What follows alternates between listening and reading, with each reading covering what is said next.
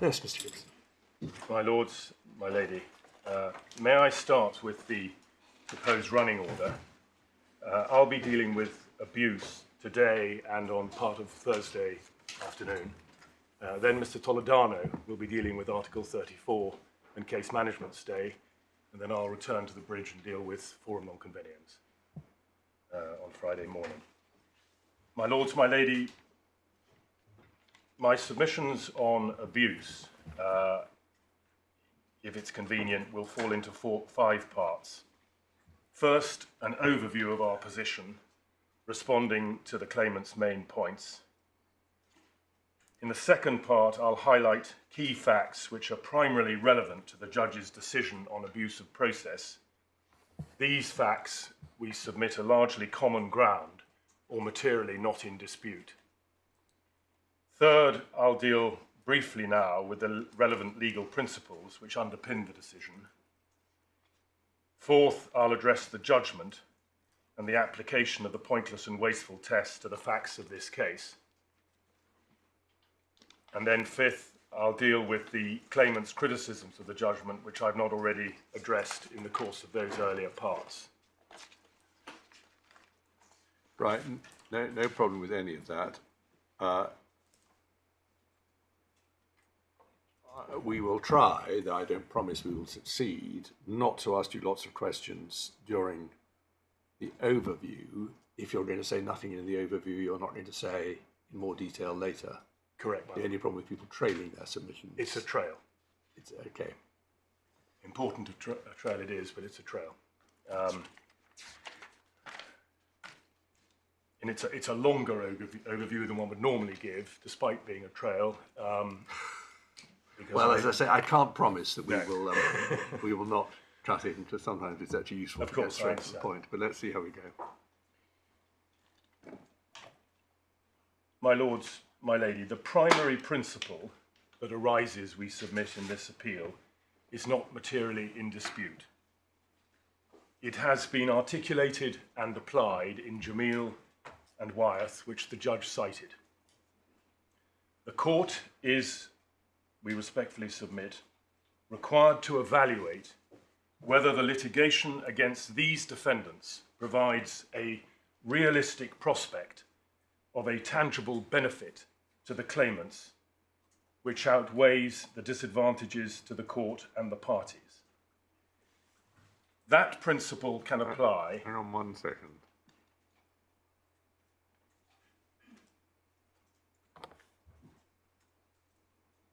Yes, okay. That principle can apply, as it does here, where a claimant has no realistic prospect of achieving better redress against a defendant than is already available from a different defendant or a scheme. And in that regard, could we just look at the transcript and an important exchange we submit between the Vice President, Lord Justice Popplewell, and Mr. Chu Choi on day 1, page 119, line 10. This is where he accepted Yes. this proposition as being a legitimate way forward, which is when my Lord Justice Popplewell then said, so it's all about the evidence. Correct, my lady, yes. Well, we needn't go there. This has been listening carefully. No, sorry. Could we just look at it very briefly, because Which page did you say? it's page 119, line through to page 121. Yes, just give me 1 moment, sorry. Day 1.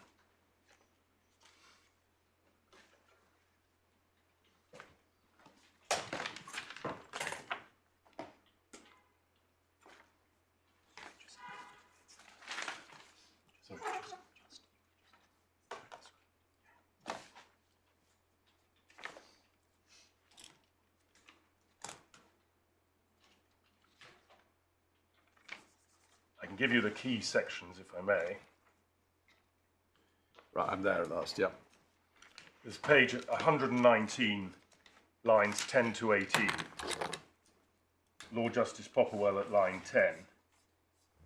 So is the question for the judge and for us whether it can be said to whatever standard it might need to be said that they can't do any better here, the claimants can't do any better here, even if there are deficiencies in redress in Brazil, so you couldn't properly describe it as full redress. That essentially is what the judge found.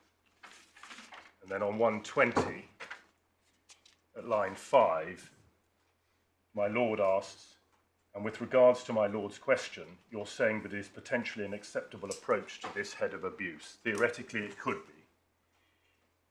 And then Mr. Chu Choi gives the example.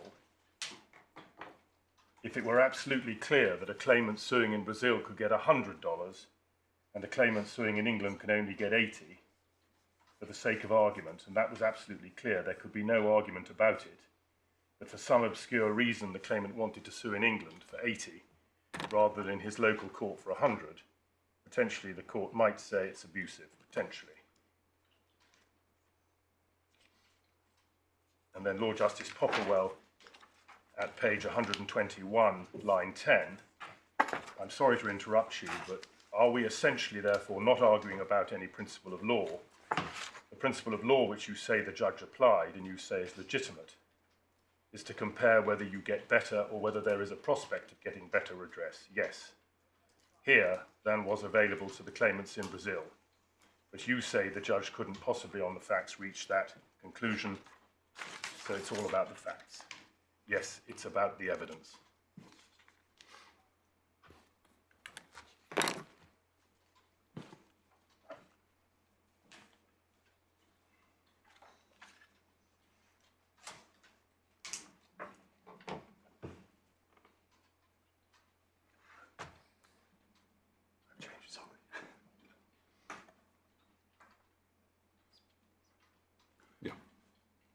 So it follows that for all the argument about usurpation of rights to choose whom to sue, it is accepted that the judge compared whether the claimants had a realistic prospect of achieving better redress in England than in Brazil, which was a legitimate approach as a matter of law in the context of pointless and wasteful abuse of process, and that he concluded, this is my submission, that the claimants had no realistic prospect of achieving better redress in England.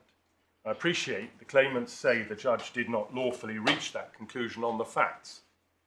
That is an attack on his evaluation of the evidence, as Mr. Chu Choi accepted, I think. In my submission, the judge's evaluation of the facts was not only unimpeachable, it was clearly and obviously correct. This is a clear and obvious case. So, in terms of redress, what do the claimants say the tangible benefit or additional benefit they seek in England is? It now seems, based on Mr. Chu Choi's submissions, that it is full redress following an individualized assessment of their losses. The absence of that individualized assessment of full redress, my learned friend said, and I summarise and paraphrase, is the problem with damage matrices, compensation schemes, and rough justice. Now, that is a sweeping proposition which, for the avoidance of doubt, I don't accept. Not least because any applicant to Renova can opt to prove her full loss under PIM General. The matrix is therefore devised to help those who can't. But taking that point... I don't understand that. Yeah. Shall I go? You say, I don't accept that, not least because an applicant to Renova or to PIM can always opt for a full individualised assessment. Yes. Now you say not least. Is that the only reason why you don't accept it? No, it's not. Because if it were the only reason, I thought it would be a good reason. You would think it was a good reason, my lord? Or no, I say the fact that you can always opt for an individualised assessment isn't a good reason if there are clearly problems about obtaining an individualised assessment. Well, as I say, I'll come to that, and that's an assessment of whether Renova is adequate or effective. And by dropping in that little addendum, I've distracted myself and my lords from what is my key point in answer to the way the claimants put that argument. Because let me park Renova for a moment. The claimants say that there may be many, perhaps some we know not, within the claimants' cohort who consider that they are entitled to more than what is on offer from PIM or the novel system. In short, as I understand it, they say, and I think this is picking up your lordship's point, that the schemes do not provide the full redress they want. They're dissatisfied, in short, with Renova, PIM, or the novel system. So they want an individualised assessment in court. And let's assume that's right. And let me take that head on. Assume that is the tangible benefit, as I understand it is being now put. In my submission, it is clear and obvious now, as the judge found, that what is available to the claimants in Brazil in terms of obtaining full redress in court is better than what is or may be available in England. In Brazil, individualised assessments are available right now in the small claims courts and the state courts. The outcome of those claims will be full redress under Brazilian law. 20,000 of these claimants have already exercised that right through the local Brazilian courts, as you know. So can you just give me the reference for that, please? It's judgment, paragraph 126. Is it 42? I'll give you. I will give you a reference. I think we're also generally keen not just to have references in the judgment. Yes. The references to the evidence on which the judgment is. The reason I didn't give it is common ground, but I will of course give the rest. Sorry. It's Michael 5 because it's gleaned from their questionnaire answers, and it's paragraphed on its way. Thank you.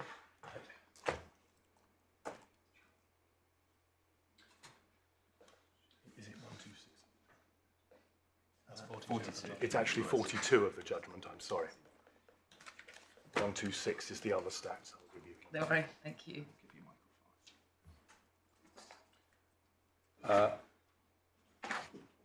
So 20,000 of these claimants have already done this. Not one of those 20,000 claimants has given evidence that they experienced the slightest difficulty obtaining legal aid, representation, or a fair hearing, or that they did not recover full redress. Not one.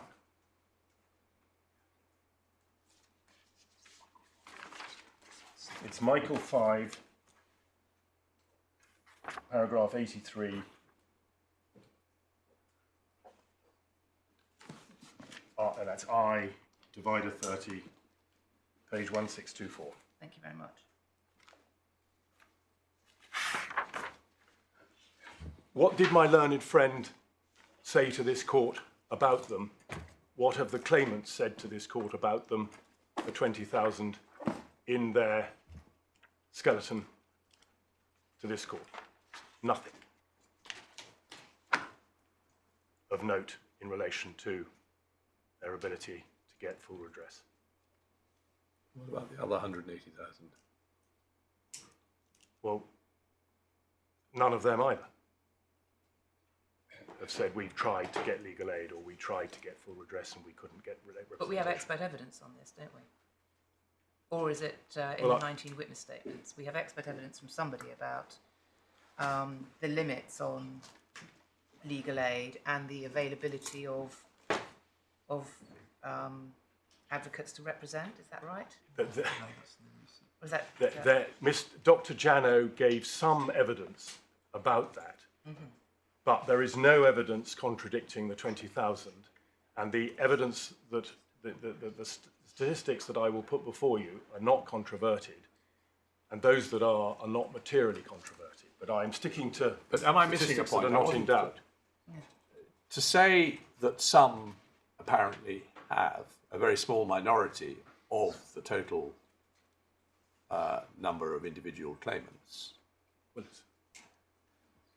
doesn't answer the evidence, if there is evidence, I think there is, that the generality of claimants have great difficulty. Some of that evidence is anecdotal in the form of the witness statements. Some of it is general in the form of expert evidence. Don't ask me, you're not allowed to ask me, fortunately, to give you the references, but are you saying there is no such evidence? There is some evidence, but when you analyse it, as the judge did sufficiently in my submission, there is not sufficient evidence to justify a conclusion that this is, as it's called, a hot debate. but I don't want to interrupt. Where did he talk about Jano? I mean, one of the potential difficulties for us, at least, is working out quite how he dealt with. Well, I will be coming. I'm sure you will. I'm so sorry. But the Jano reference, and forgive me, you're very well supported. But the Jano reference, where it's Jano 1, is it? It's Jano 1. And it's Rezik and Jano. Yeah, that's right. Rezik gives key statistics. At the moment, I am, for the purposes of my overview, I was simply concentrated on the statistics. I did warn you that unchallenged. The great advantage of trailing, the disadvantage of trailing is you get drawn into the detail before you want to. But the advantage is that it's very clear in general terms what you're saying. And sometimes it is useful for us just to... Absolutely, my lord. Okay, but we'll shut up for a moment. I expected exactly these questions, and we will come to them. Okay. And I appreciate exactly the concern you have, which is there is potentially a debate about whether these claimants can, in fact, achieve expeditious, timeless access to justice in the small claims court. And my submission is to you, it is clear and obvious that there is not. And the judge was right in his findings to find that there's no sufficient debate. I mean, obviously, there can be queries, questions, and quibbles, and you see that in Dr. Jano's evidence. But nothing which meets adequately, in my submission, the uncontroverted facts. And as we paused on this point, my lord, I would say that when you have a claimant cohort of 200,000, we needn't get into statistics and what is a statistically relevant sample. But 20,000 is a very substantial number. Do we know what is meant by resolved? Is there any help on that word? It's their own, the word that they used in their concluded, I think was, again, I'll get you the exact word. Thank you very much. But, and whilst you've been distracted, you say not one of the 20,000 claimants. I was just wondering whether the witness statement from the water utility involved a claim in the... That's not a 20,000, as I understand it. No. That's not one of the 20,000. No, but it is someone who's filed in the state court and yes. details the difficulties in trying to pursue the claim in the state court. There may be some of the 58 who have said, I am having difficulties with my particular claim. Because I haven't seen the particular one your lordship's referring to, well, because it's a particular... I'll look at it. I'm sorry, I mangled the Portuguese, but it's that one. C1/20 of the trial one, Lord. It's the one Yes. Lord, I can't rule out the possibility that outside of the 20,000 there may be an individual who says, I've had a particular difficulty. But you would say, you might find an individual who said exactly the same about the courts here. It wouldn't mean that one wouldn't be able to make a finding that it was clear and obvious that you can get access to justice in a district court in this country within a reasonable period of time. Well, it's not just an assertion, there's quite a lot of detail of the problems encountered. In that case? In that yes. case. And you'll be coming back to Michael 583 and the figures on which it's based. Yeah, yes. Okay. So,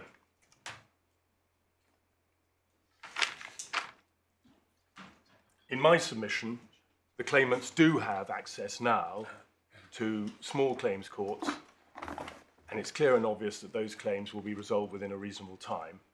And the facts that the judge relied on are not disputed. They are the material facts, and indeed, if we need further facts, I'll take you to Resic, and I will show you that what Jano says in my submission does not amount to a sufficient rebuttal of those clear facts. And you say, is that a reference to the judge's findings at 125? And 126, I think it is. Right, I see. So are you saying you're going to get there? I'm going to get to that. Right. Yes. So I'm just looking at the moment in broader terms at the comparison. But what we're doing is comparing it with the situation in England. And we know, and it's clear, that in England, the claimants have to embark on a major group action in order, we would say, pointlessly and wastefully, to establish the liability they need to progress to an individualized assessment.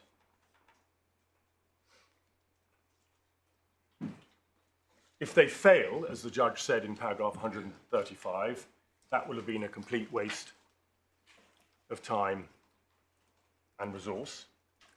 But assume against me that liability is established against these defendants in England. That will clearly be after a significant delay in view of the nature and breadth of the serious allegations it's necessary for the court to try.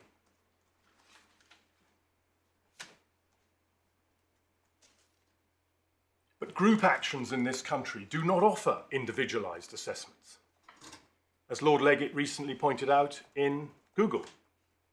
They may try generic issues, as in VW. They may try lead cases to give guidance. But if each case in the end turns on its own individual facts in terms of causation and quantum, you need then to have a way, a mechanism, for an individualized assessment. So assume against me that the claimants then do, after that period of delay, establish liability, and assume it is a realistic and proportionate proposition that 200,000 come before district judges in this country, and I would respectfully question whether that is a realistic and proportionate proposition, and I'll come back to that. What is the best the claimants can achieve in England? We know, and it's paragraph 115 of the judgment, and I'll give you the reference, it is 30% less than full redress. Well, I made up to 30%. Well, and likely I've found the evidence. We need a reference outstanding for that, was promised, but the reference actually is for the larger claimants. The evidence suggests that it would be far less than that. well, there are 13 of those. Yes. Yes, well, with the most valuable claims on the face of it, as recorded in the yes, well, judgment. for the 99% of the group, Yes. I mean, I'll deal with the 58 separately, and I appreciate the judge dealt with them separately, and I appreciate, although they are materially the same, because they still have to go through an establishment of liability. So they still have that, we would say, unnecessary hurdle. But I appreciate they can't take advantage of Renova, and that is puts them in a different category, but on this fundamental point of an individualized assessment, they're in the same category. I'll show you the F&Q, the question and answer that gave rise to this statistic. But it is less than full redress. I have a concern as a matter of principle about the relevance, if any, of the conditional fee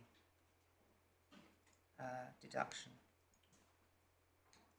Because they are getting access to justice as a result. And they say, on a far more sophisticated basis as a result. But you say we're entitled, for this comparison exercise as a matter of principle, to take this into account. Yes, my lady. And I didn't understand that to be all in dispute, but they certainly can't do any better, because the English court will apply Brazilian law. They could do better in a non-monetary sense, in the sense that, as a result of having access to justice, with sophisticated representation targeted in this jurisdiction, that gives them a benefit that you can't necessarily value in pounds, penny, and pennies, but you can. It's a benefit of a different kind, which comes into the overall equation. But my lady, with respect, I do respectfully question the notion, not just for reasons of comity, but based on the evidence, that our system of justice provides a more sophisticated and better form of representation. There's no suggestion that these claimants would not be entitled to legal aid. There are 472 lawyers who are representing these claimants in Brazil as it is as part of this action. Brazil has more lawyers per capita than any other country in the world, excepting, I think, Israel. Where's the evidence for this? I mean, we've got the evidence that I need to revisit about the difficulties of legal aid and the difficulties in I think, finding representation. But well, that's why I started with. I appreciate I'm in my overview. No, that's right. I'm not helping. I'm not helping. I was giving the landscape, Yep, so you know why I'm. But I am going to go to the evidence, Good. and I of course accept, and this court will have read queries, questions, and so on. But there are a number of facts, in addition to the evidence where there are queries and questions, which cannot be controverted. At this stage, I'm Well, let's in this overview stage not press you for evidence. You know, and those behind you will know what exactly from our questions what we're interested in. Can I just ask one other point? You say, as regards the individual claimants, that there will be an extra hurdle for them to get to the point of individualized assessment, which they don't have to do in Brazil, because liability is not being contested in the small claims. That's right, is it? It's not. I'm aware, of course, that under the GTAC, the principle of full redress, and therefore a tacit, though not explicit, admission of liability is accepted. But does that apply in the individual proceedings in court? It applies in every individual proceedings in court. Okay, well, you'll have to show us how formally that is. It may well be right, but I would just want to see where the companies have disabled themselves from contesting liability in individual court proceedings, as opposed to under the GTAC, which itself is part of the Renova family of arrangements. Okay, let's assume you satisfy us of that. But in terms of pointless and wasteful, there is a group, we can argue whether it's 13 or 58 or somewhere in between, who will have to have a trial of liability somewhere. And let's assume, for the moment, here, in order to get to the point where they have an individualized assessment. If that is the case, the costs of that, trying those issues, will be essentially the same, whether it's done only for the purpose of 13 cases or whether it's done for the purpose of 200,013 cases. So that in terms of the pressure on the courts and the costs to the defendants, they will be exactly the same for a trial of liability on 13 cases as they will on 200,013 cases. Is that not a legitimate consideration? I hear your Lordship's further point about whether the costs will be incurred anyway, but just in terms of the factual platform upon which that analysis was based, the 58 do not have to establish liability in Brazil. All but the 13. Samarco does not deny that it is liable for full redress against any of the 58 in Brazil other than the 13. Well, all right, that's why I said 58 or 13. But the 13 are, well, let's say it's in 13, the same then. position because they can sue Renova, and as Mr. Califf in paragraph 17 of his statement has made clear, Renova will not deny that it is liable to make full redress. I know we keep blowing you off course, but... sorry, the Freitas 17. Yes. I want to know quite what the status of that is. Yes. So far as this court and indeed the claimant's ability to rely on it is concerned. There's no undertaking to the court. And if they say the opposite tomorrow... Well, my Lord, the difficulty is, in my position as it were, to some extent one can, I respectfully submit, reasonably progress on the basis of what is or is not challenged, at least in the judgment. And paragraphs, as I'll show you, 132 and 133 of the judgment, I rely on heavily for these important liability points, where the judge basically accepted these key principles, not in relation to the 13. The statement post-dated the judgment. Yes, and the 13... I appreciate the 13 is a further point. The 13, this is all a post-judgment point. It's now clear from the concession that you make that liability... We made it in the first instance. Right, but it's now clear that liability is challenged for the 13. And as I understand it, your sole response to that, in terms of them being able to get redress, is de Freitas post-judgment evidence that Renova will accept liability. So I'm not sure that reliance on the judgment is going to help you very much. Well, I see that point, my Lord. It's a submission I'll have to develop, but I would respectfully submit that it would not be appropriate in the context of this group application to strike out on the grounds of abuse of process, to allow the position of a tiny, tiny percentage, tail, as it were, to dictate whether it's pointless and wasteful for 200,000. Here, though, is it? It doesn't matter whether it's 0.001% or 90%. These are individual. They happen to be individual claimants with very large claims. The large business claims. One claim matters, doesn't it? Am I wrong? I mean, tell me if I'm wrong, but it doesn't seem to me, well, if there is a single claimant with a viable claim, then that claim needs to be considered in isolation. My Lord, my Lady, in my submission, this is a group strikeout, and the court is entitled to take a group approach, just as the court did in Wyeth 4 and Wyeth 5. It's a group strikeout application. How can that be right? If there is a claimant who has a claim which it is not abusive to bring here, whether it's a single one or 13 or more, how can it be right to strike out that claimant's claim on the basis that claims by other claimants are abusive? Because it is a group strikeout. Lord Justice Stuart Smith in Wyeth 4 said, query, we're striking out on the grounds of non-viability of the group on a cost-benefit analysis, a viability analysis in that instance. He took the Court of Appeal took a group approach, but to turn that, your Lordship's question on its head, how can it be right and fair to a defendant if 200,000 claimants are bringing pointless and wasteful litigation and trying to found jurisdiction for a group action?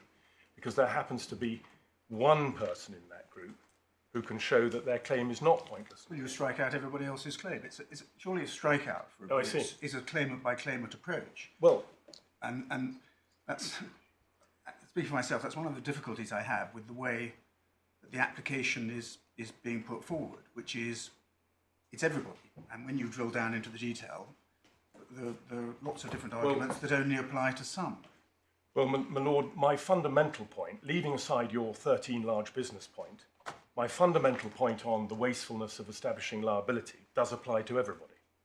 Yes, but that brings back, we developed from the question I first asked, it comes back to the question I first asked. Suppose you fail to persuade us that in relation to the 13 or some of them, there will not be a trial of liability here. Doesn't that undermine the pointless and wasteful argument as regards the other 200,000? Because there is no real waste in them also being involved in a liability hearing here, which is going to go ahead anyway, will take up your resources and the court's resources and won't be significantly more expensive whether it is tried in the case of 200,013 or 13. But with respect, my lord, no. For this reason, the pointless and wasteful test has two halves, as it were, and the 200,000 don't get past the first stage.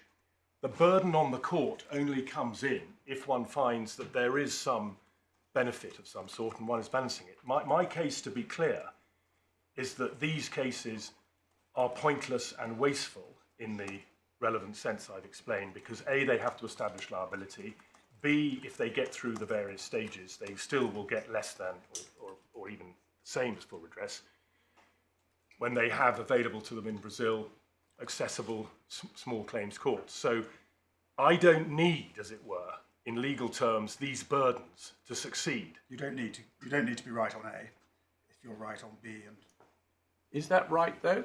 If that is no additional or unacceptable burden on the defendants or the courts, why is it right to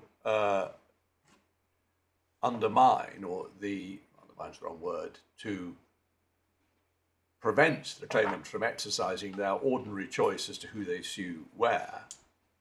Normally, that's unfettered. None of anyone else's business. The only basis on which it's just to stop them suing one person rather than another is that it imposes a completely unreasonable burden on the defendants and the courts.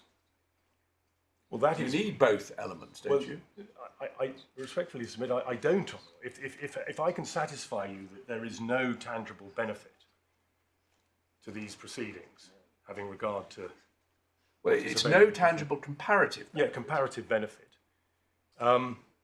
That is, it is then contrary to the proper administration of justice for any resources to be taken up on the cases. I don't then need to demonstrate that it's going to be particularly burdensome, but of course in this instance I do, and is that at stage 2 of the test? But there's no, in one sense, there's clearly a tangible benefit. Eventually, if they win, they will get lots and lots of money.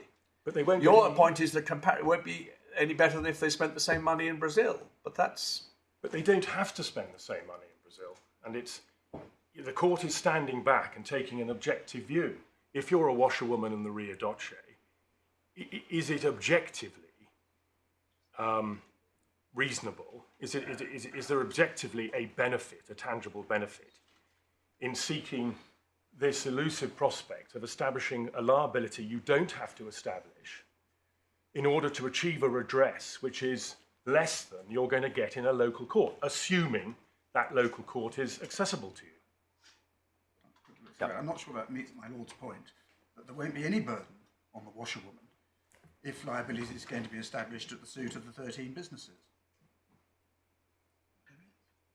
Well, she then has to come over and she Well, waits for that's the subsequent stage. I understand. No, your it point. is also the benefit stage, because if it said, this is the judge's comparator point, if it said there are delays, which is what some of the evidence my lady was referring to arguably goes to, in achieving redress in Brazil, and you're adopting the judge's comparator approach, we know that the washerwoman has to wait for liability to be established in England. So it's reasonable to assume, I submit, indeed it's clear and obvious, that is going to be a longer wait than waiting for the IRDR decision from the Supreme Court in Brazil, for example.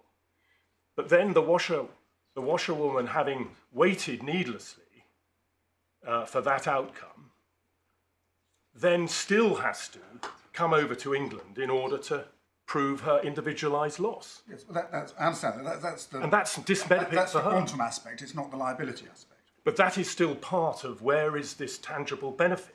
I understand that, but that's why I put it to you that you may not be right on A being, i.e., the liability element, but you've still got your point B, Yes. the quantum element.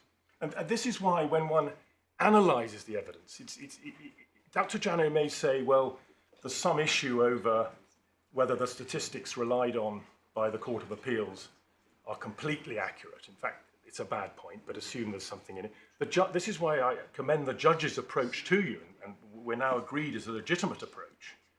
He made sufficient findings for him to be able to conclude that whatever the difficulties, and I'll take you to them, they would be far worse embarking on a major liability trial and all of the additional steps in England. And that is plain and obvious in my submission.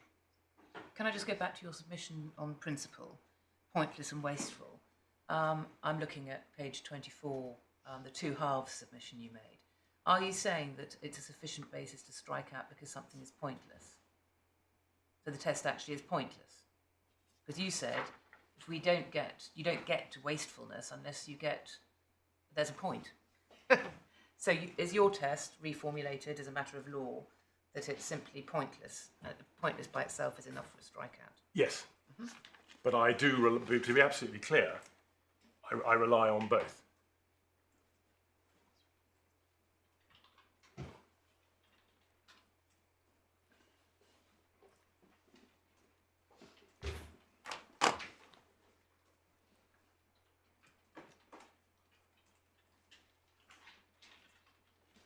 There's no law on that, is there? They've always been dealt, so put together. Well, in effect, Wyeth is the Wyeth case is an example of the court effectively saying this is just not viable. It's conducting a cost-benefit. But there's no case that has been struck out simply. I'm not saying you're wrong. I'm just saying, as a matter of fact, there's no case where something has been struck out simply because it's pointless. The two have always gone hand in hand so far. It may not matter at all. That's just a point of interest. May I come back yes, to please. that, lady? Yes.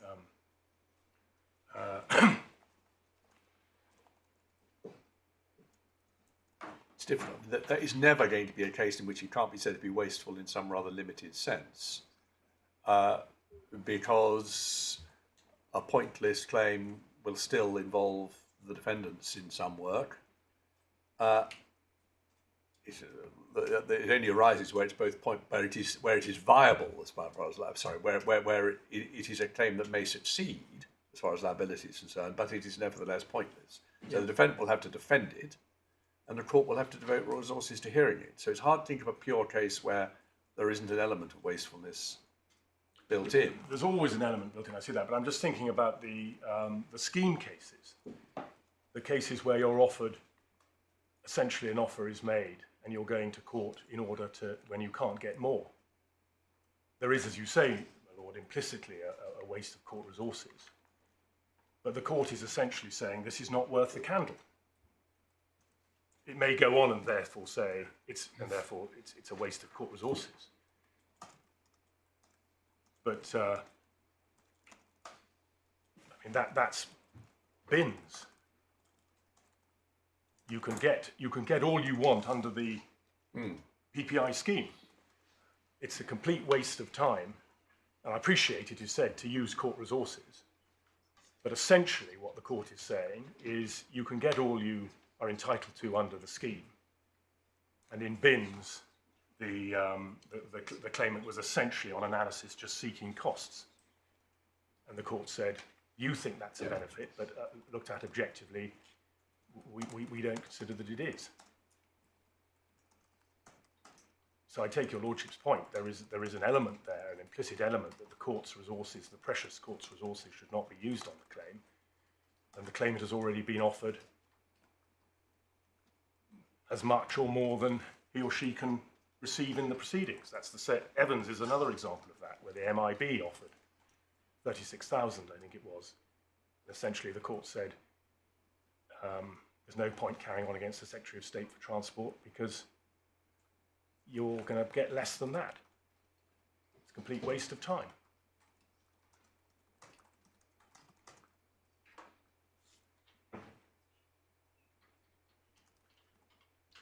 Well, that's been a useful first exchange. We may have it again with more detail later, but let's let you get back before to I go back to overview. my stool. So I'm now on page 3.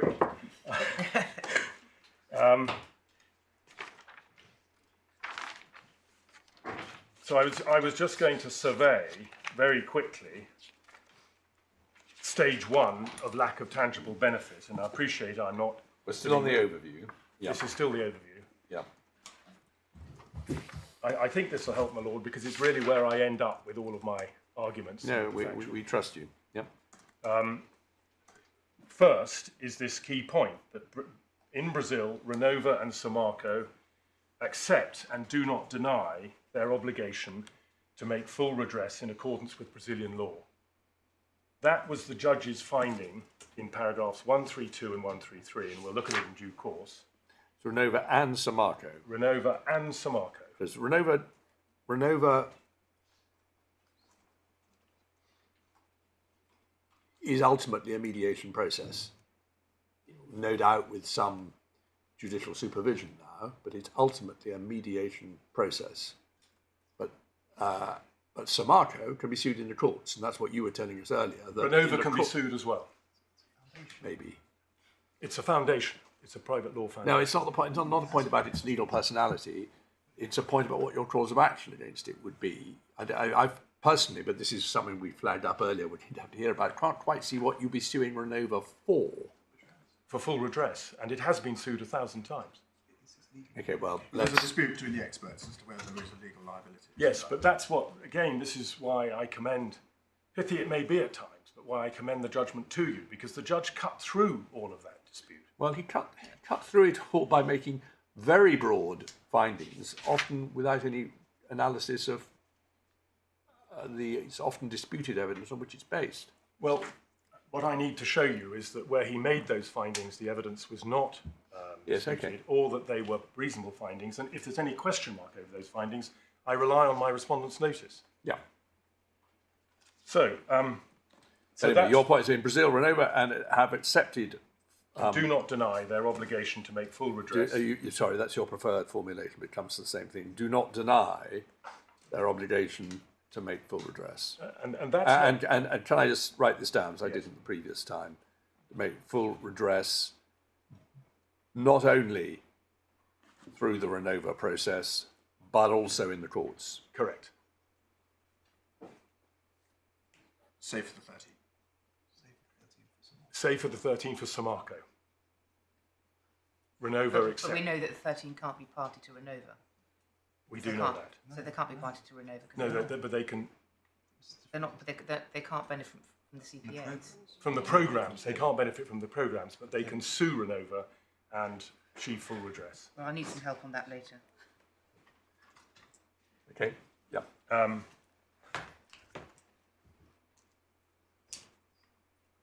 So you have the point that Renova and Samarco have been sued in individual claims thousands of times. Claimants have not pointed to cases where they have denied the legal obligation.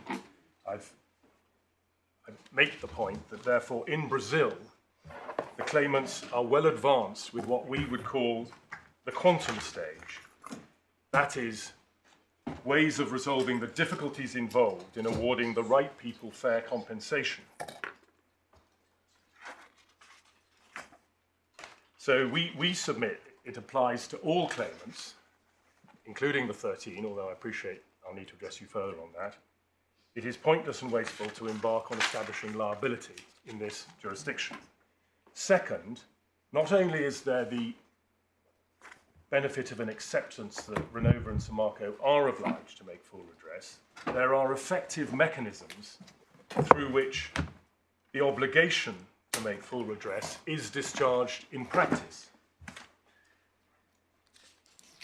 The Brazilian justice system, with all relevant stakeholders, including the authorised representatives of these claimants and the local companies, have spent, as the court will have seen, huge judicial and stakeholder resources ensuring that there are effective and accessible routes to redress, both on a group and individualised level. It has taken time and is ongoing precisely because it is a vast and difficult undertaking, but not due to lack of energy, resource or expertise. So first there is Renova, as you know well, and we'll look in a moment at the judge's, as we see it, unchallenged findings in relation to Renova in paragraph 134. It has some 7,000 employees and contractors, has spent nearly 2.78 billion on full redress since its inception. It carries out reparatory and in-kind work, and its programmes, as you know, are designed to make full redress in accordance with Brazilian law. Sorry, unchallenged evidence in paragraph 134, did you say, of the judgment? Those are the judge's findings in relation to Renova. What? And Which I'll come to. Those may be large numbers you've given us, but they're not very large numbers compared with the size of the claims.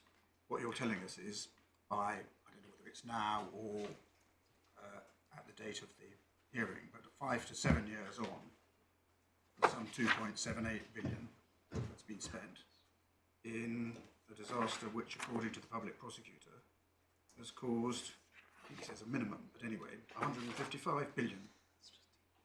Well, most of that is most of the biggest figures are in relation to the in-kind relief.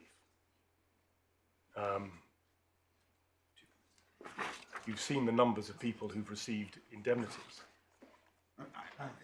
These are difficult numbers. I am talking These are difficult numbers to evaluate. No, I appreciate. I'm just questioning whether we're getting much out of you just bandying some large numbers around. Yes, I did say pounds, in fact, not reals. Pounds and 155,000 is Brazilian currency, I understand, which is about what 4 to 1 in pounds. 6 to 1. 5 to 1 in dollars. So, in terms of the individualised assessment argument, a key reason for coming to England is that we seek an individualised assessment. It is important to note that Renova does offer a more informal but nonetheless individualised assessment. Appreciate it's open to the claimants to say, well, we still want to go to court, and you have my answer to that, but that you're not stuck with a matrix. But of course, the point that I was seeking to make about the matrix is the matrix is there to help the claimants. And then we have the novel system.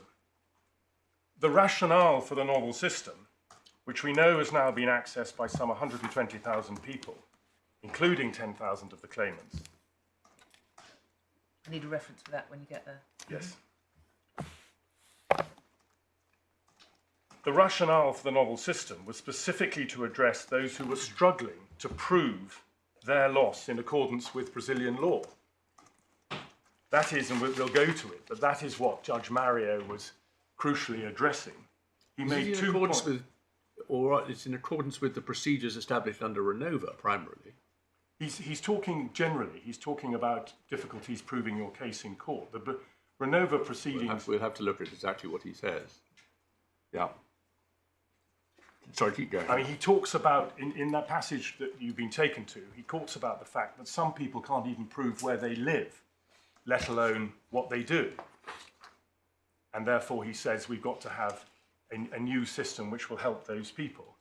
And he makes his comments about the difficulties of trying 500,000 individualised assessments, which in my submission was not a comment on the inadequacies of the Brazilian justice system. He was making a comment that I would respectfully submit any judge in any country would make. But critically, in Brazil, if a claimant is dissatisfied, for whatever reason, as I've said, with PIM General or the novel system, they can go to the small claims court. And we know, and the judge did refer to this, and I'll give you the reference will be in Resic, and I'll show you the document. It's 126 of his judgment. But in Minas Gerais, where 78% of the claimants reside, here's another indisputable fact: 27,000 dam-related claims were processed in an average of 414 days. That's an example where if you actually drill down to the evidence he's referring to, Yes. it's really not that simple. Well, And it's exactly why I'm afraid I'm not happy relying, speaking for myself, on the judgment. I would like to see the underlying evidence. well, I'll show it to you, and I Completely, appreciate yes. that the senior judge presiding over the Court of Appeal in Minas Gerais says that they had 86,000 Yes. claims in total, of which he says 27,000 have been resolved, and it follows from that a number have been stayed, and those have stayed. Well, does to it follow the that they haven't been IRDR. resolved? Yeah. I mean, it's a very... All of us have been with some difficulty in trying to find this evidence, which seemed quite striking. And it doesn't quite say... It says what you said about the 27,000, but it leaves a huge question about what about the remaining, whatever it is, 60,000? It says they're stayed Does it? because of the IDR, as I recall. Yes. Well, okay, well, You'll but this have to is... share that. When Mr. Chu Chow opened his submissions, he made the point that at some stages we would need to drill down to the evidence. The sorts of points you're making now about the statistics are a very good example of... Well, I'm relying on the judgment, and I appreciate you need more than the judgment. But I'll just read you what it says. It says, all of this generated a bulk of 82,383 lawsuits, of which 27 were judged with an average time of 414 days. However, 43,742 related to water supply were stayed. Isn't there some critique of this evidence in the appellant's evidence? There was a statement by a Mr. Saws, which was not an Right, impressive okay, well- criticism of the senior judge. There's a real problem also about the water claims. I don't understand either when we get statistics about Brazilian proceedings, or indeed about the proceedings in this case. There's a tendency to say, oh, the great majority of them are water claims, and it's not at all surprising that nearly all claimants claim for water interruption. And a basic vanilla water interruption claim is one thing. But the real question often is that the only claim?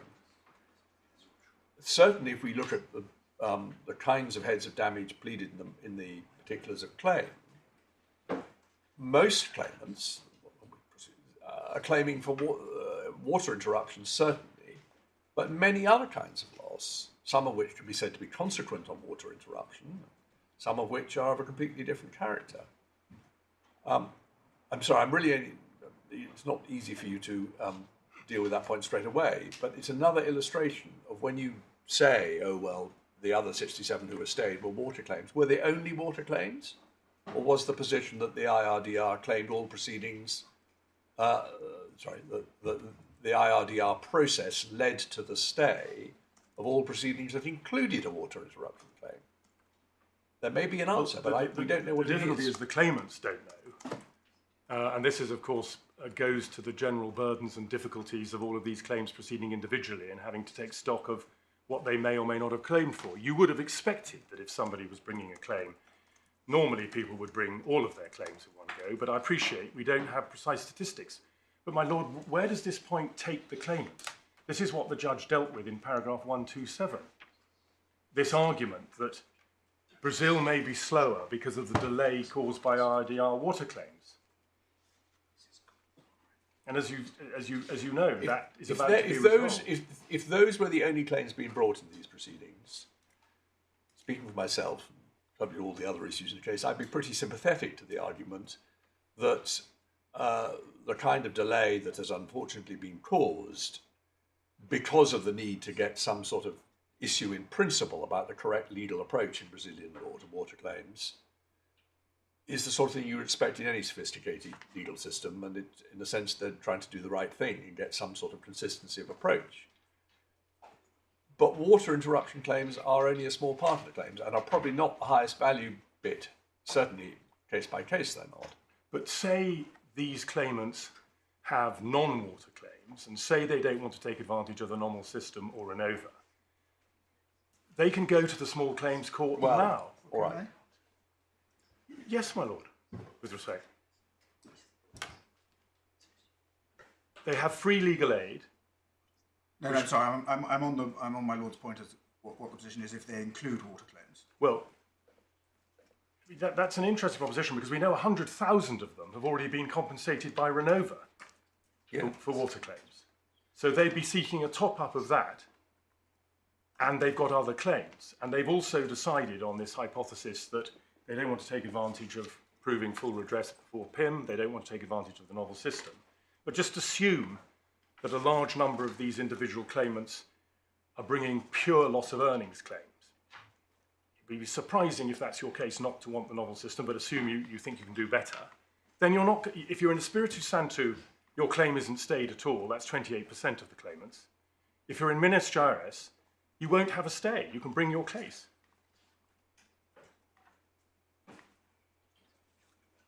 So it's a bit of a red herring, if I may say so, in a way, that the water claims stay, which is, and it is why the judge dealt with it. Well, I'm sorry, we got on to this. This is undisciplined on my part, and I'm sorry. Well, it's actually very helpful, my lord. Well, it's because you were saying, you sort of spun off the statistic about the 27,000 or whatever it is. Yes, yes. And you were saying, oh, well, that may be only 27 out of 80,000, but the other 60,000 were water claims. Yes. And I'm afraid that's what led me to raise my concern about this rather loose phrase about what's a water claim. Yes, and my lady rightly says those statistics, you need to look at the statistics. Okay, well, let's keep going with the overview. But the point is, my learned friend didn't grapple with any of these points.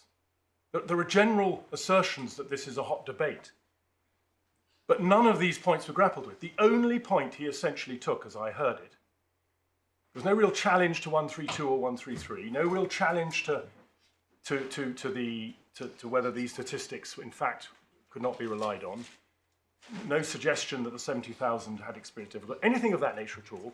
What he essentially submitted to the court was, applying the comparative test, these claimants would have a more sophisticated form of representation, and it's my lady's point, here than in Brazil. And I do ask you to question that and not accept that for one moment.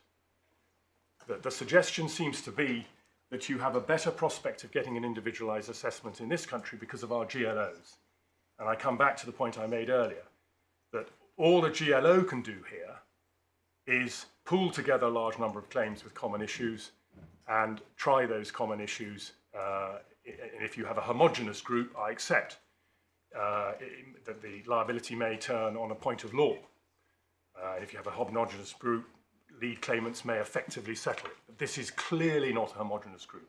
And as the judge correctly found, they have very, very diverse range of interests. And we don't even have all of them. The claimant solicitors accept that the 200,000 could increase. So they're not a homogeneous group. So all a GLO can do is to deal with the common issues. And that is exactly the same as a CPA in Brazil. And I would respectfully argue that the Brazilian class action system is more sophisticated, if anything, than ours. It's effectively an opt-out class action system.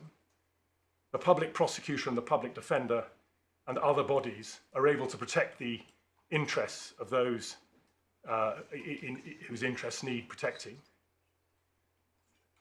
You only need take advantage of a decision in your favour. If the decision on the generic issues goes against you, you're not bound by them. And you have no cost liability. And there's no suggestion that the public prosecutor is not an active guardian of the public interest, as he or she is known in Brazil.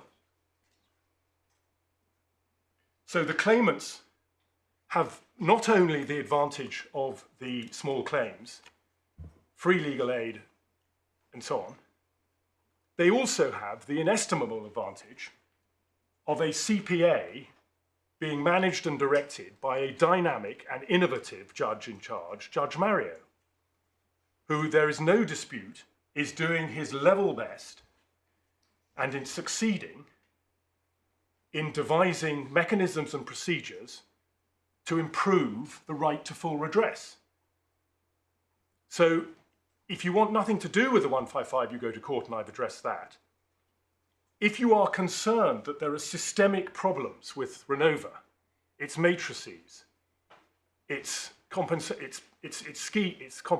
schemes, its registration requirements, those systemic problems are precisely the subject matter of Priority Axis 7. And there's no dispute about that. Can we, for present purposes, treat Priority Axis 7 as the vehicle for rough justice,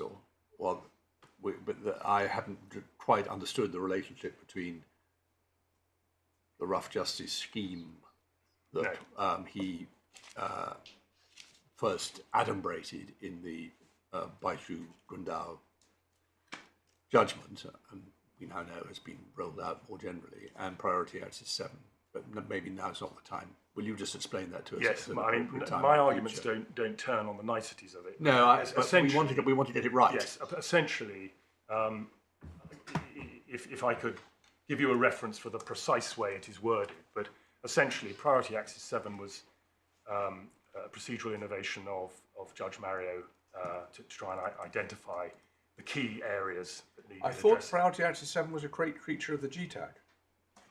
It's a creature of the GTAC and the TTAC. It's said to be part of the enforcement proceedings of the GTAC and the TTAC. We would say it's therefore inevitably part of the 155. Yes, that's fine. I get all that. But you were saying that the Priority Axis 7 was, as it were, invented or a creature of Judge Mario. I thought it was a creature of the system. I just wonder whether it was the vehicle that Judge Mario used for implementation of his rough justice approach. It's a creature of the system in the sense that Judge Mario was keen to identify the real issues between the parties and expedite them. So he asked them to draw up lists of issues which were agreed and not agreed. The agreed issues he ratified, the not agreed issues he devised priority axes, and those moved forward. Okay. And then the rough justice system, and it's linked to Priority Axis 7, because rough justice is concerned with improving compensation, improving the indemnity schemes, it is regarded as an offshoot of, or a product of Priority Axis 7. Maybe my lord and my lady are on top of this, but I think... You need greater clarity, I understand. At some point, maybe even a short note which you can talk us through is the most efficient way of dealing with it. And whilst you've been interrupted, sorry, the rough justice system, are there any claimants who live in areas to which that system has not been rolled out? My understanding is the answer is, if they are, it is a tiny, tiny percentage, 99.9. I think 99.3 was my recollection. I thought it had gone up. But if that's right, then that leaves, whatever it may be, if my math is right, about 1,500 claimants for whom rough justice isn't an available remedy. And we have to consider them, don't we? Well, you may say the others are sufficient for them, but this is the difficulty I have in lumping everybody together. If, as I'm inclined to think at the moment, you can't strike out a claimant's claim as abusive merely on the grounds that somebody else's claim is abusive. Well, that person... I know you don't accept that. But no. Well, assume I'm wrong about that, and my application is it's still on exactly the same basis, because if you take each case individually, I do say that in each case, applying the requisite test to each case, they still have to get over the liability hurdle, and they will still get less if they seek individualized assessment here. Less net if they seek individualized assessment here. So for the 1,500, I said, I accept that therefore it is possible that there are, say there's 10 people who may say, not just am I not covered by the area, but I actually, for one reason or another, the novel system doesn't cover me, my particular claim. We haven't drilled down in that way. That person may still exist, and I accept that. Just as I accept that there may be people with genuine complaints about the way PIM operated for them. But I keep coming back to it's still abusive because they can take advantage of the individualized assessment in the court in Brazil, as opposed to embarking on. The PAs, I might be able to answer your Lordship's question straight away.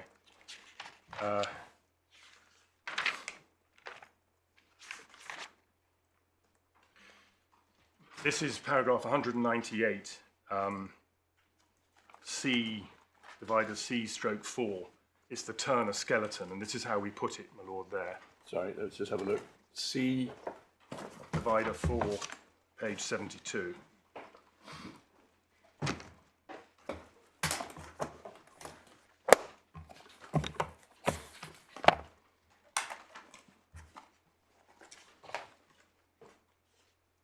Sorry, I must have got the wrong. It's page 194. Page 72. Oh, page 72. Paragraph 198.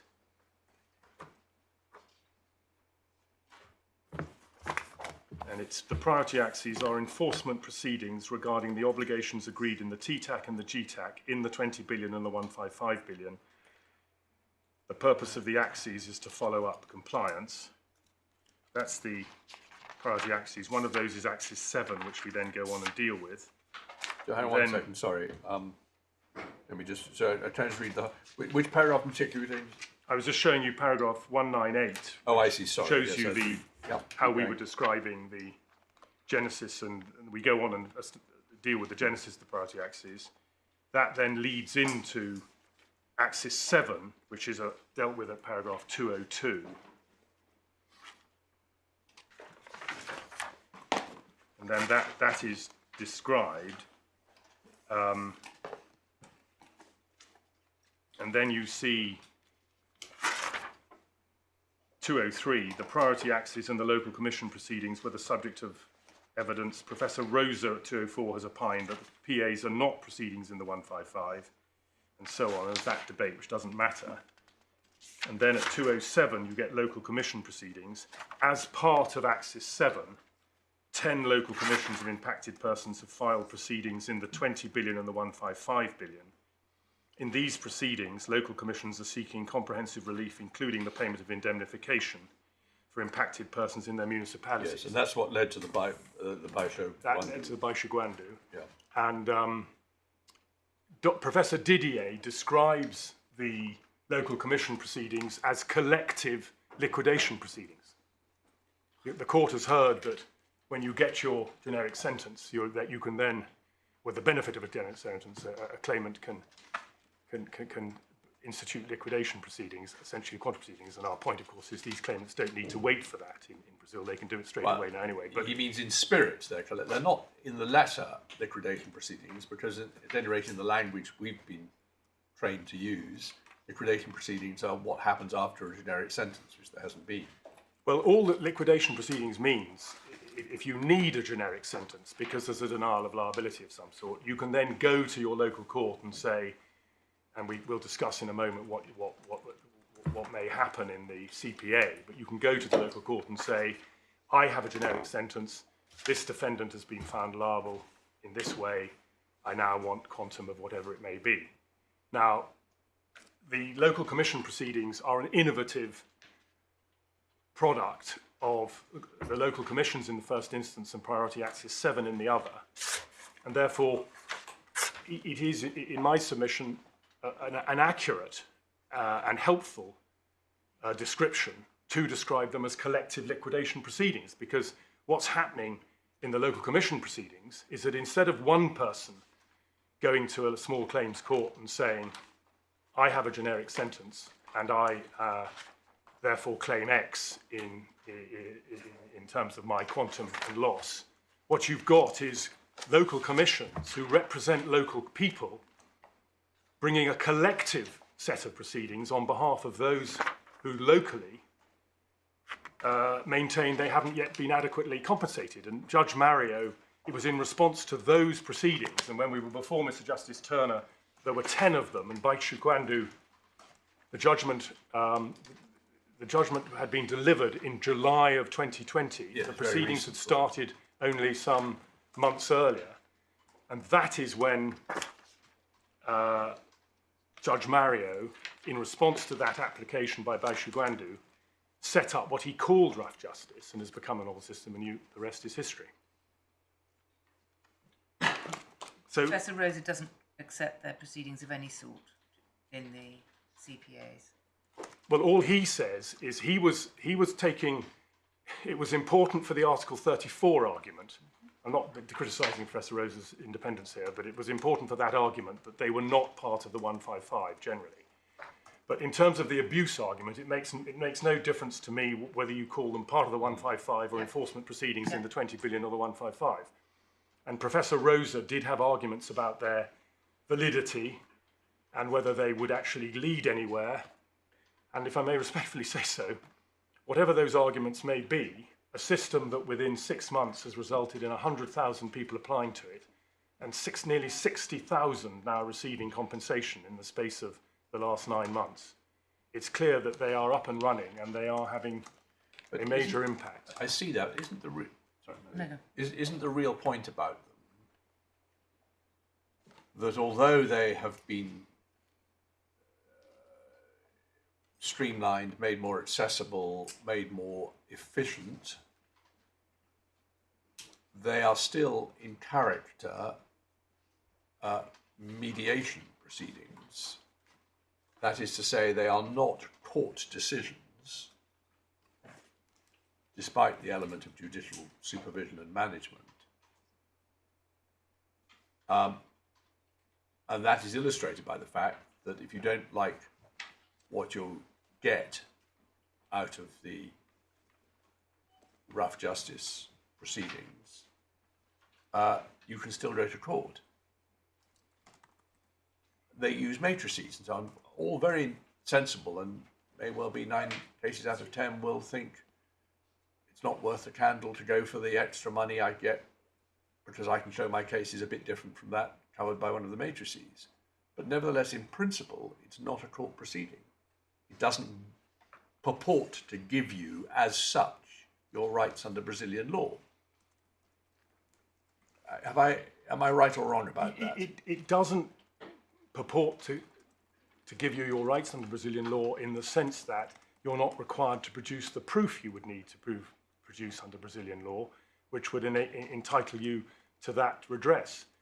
So it's very claimant friendly in the sense that one's dealing with people who only have to establish that they were in occupation in a particular place. And once you've established that you were a washerwoman in a particular place at a particular time, and Judge Mario set down very straightforward ways of doing that, allowing for the fact that a lot of people would find even that hard to do. Once you have established that presence, you are then immediately entitled to be indemnified in an amount for a particular period of time. Yeah, in a fixed amount, variable, fixed in the sense, variable per period. So if you're there longer, you get more. Isn't that right? I know. I think you get the fixed amount for the period that you're there. So but this is a very good example of Judge Mario effectively acting as almost like a lead case judge determinant, because what you see him doing in Baishu Gwandu is saying, I have taken account of the expert evidence.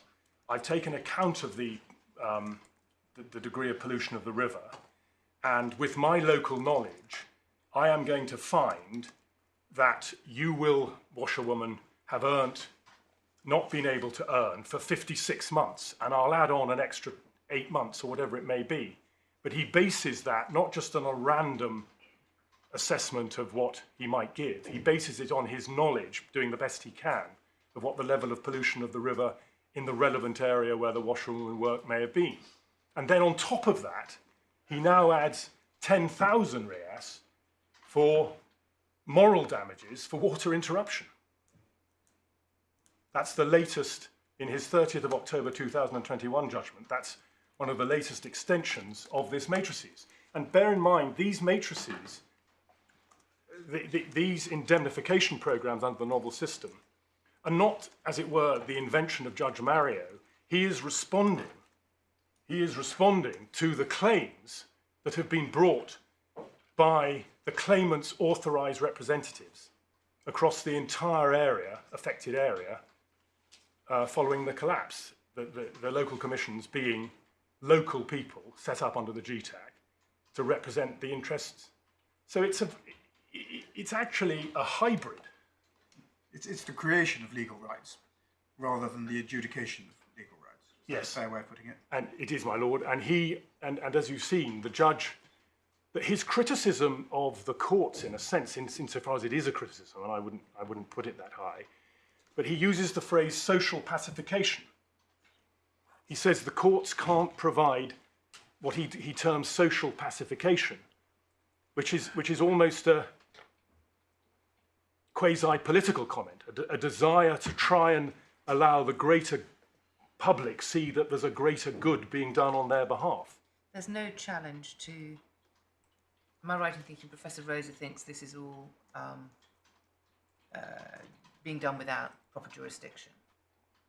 But there's no challenge to these rulings, is that right, or are there challenges? There have been different appeals and challenges. And some of them are as outstanding on the basis. Who's challenging these hybrid there have been different appeals and different motions brought. For example, the companies have brought a motion in order to try and understand how you correlate the damages for water interruption, where he's awarded 10,000 per day, with the IRDR.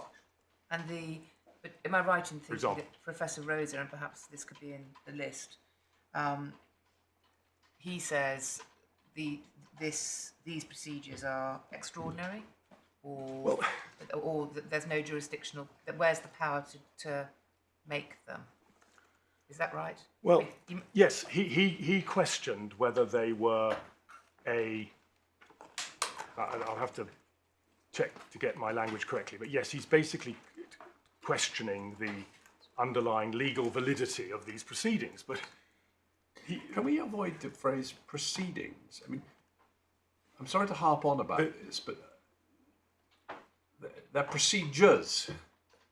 Procedures, yes. What he conceptually, and please tell me if I've got this wrong, because I've tried to read the evidence, understand, but it's very, very difficult. But the impression that I have got is that you start with what everyone agrees is a non-judicial compensation scheme, albeit set up as one of the creatures of a legal proceeding, namely the CPA. But it's essentially, for all the reasons we've been over before, ultimately a mediation or a negotiation process. Been very unsatisfactory for all sorts of reasons. And the effect of Judge Mario's most recent interventions has been not to scrap that and substitute a court process, but to make all sorts of rulings. There may be an issue about his power to do so, but all sorts of rulings which say this is the basis on which that original indemnification indemnification compensation scheme under the CPA will be operated. These will be the standard amounts for washerwomen. These will be the registration procedures. But the court never makes a ruling in a particular case, because that's not the nature of the beast. He ratifies the awards which are made individually. What does that mean? That means when the court, I mean, as you know, the GTAC is award the right term? That then becomes a judicially enforceable instrument. It is he ratifies the individual awards that are made. The GTAC was ratified, approving Renova. Yeah, can I just understand this though? I'm a washerwoman and I bring a claim with various, essentially loss of earnings, and I put that material into Renova, who have had to scrap a lot of their previous bureaucratic processes, and they accept, following Judge Mario's parameters, that I have a valid claim, and it amounts to however many tens of thousands of reals it is. What bit of paper is then generated and by whom? Does Renova write a letter saying, thank you for your claim, we agree that you are entitled to, take a figure out of the air, 10,000 reals. There's a settlement. And you sign saying, I accept this. And you waive. Sole separate question about releases, but you may have to sign a release as well. Yes. So that is conceptually an acceptance of a settlement offer by Renova. Yes. And then the procedures provide for it to be ratified. And once it's ratified, you can sue on the settlement if they don't pay. But in reality, they will pay. Yes, you could.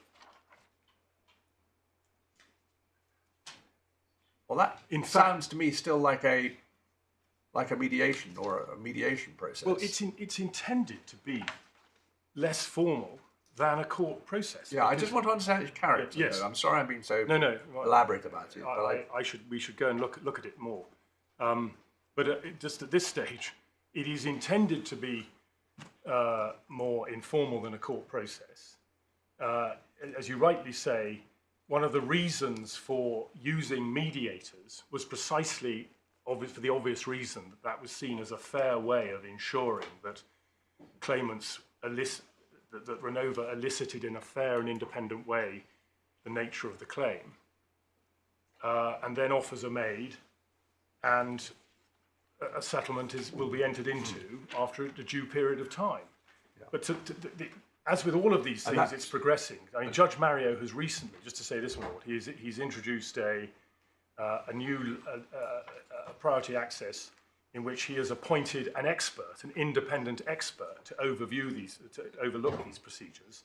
And in fact, the position now under Renova is that if you don't like your offer, you're under PIM, an independent expert will review it, and you then have a further right of appeal to Judge Mario. All right, suppose you exercise that appeal. Is he sitting as a... He's not even so. He's not sitting as a judge in a court process.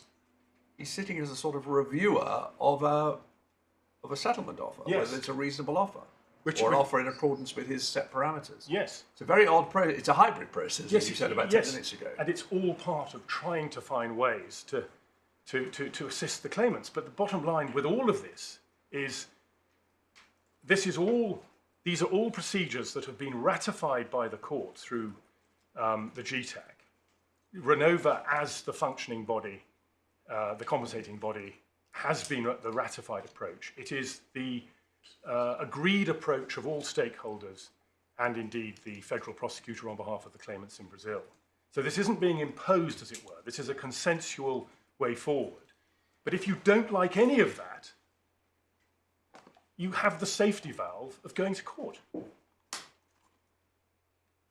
But if you want to take advantage of these other routes, you have all the relevant stakeholders, through these different mechanisms, finding ways of giving you compensation. I'm sorry, I've... well, I think, my lord, we're at the kernel of the appeal, so... and one is comparing that with the position here. The claimants have never suggested that there should be a new scheme in England. And how could there be? Indeed, the claimant's position is we wish to continue to take advantage of Renova and the novel system.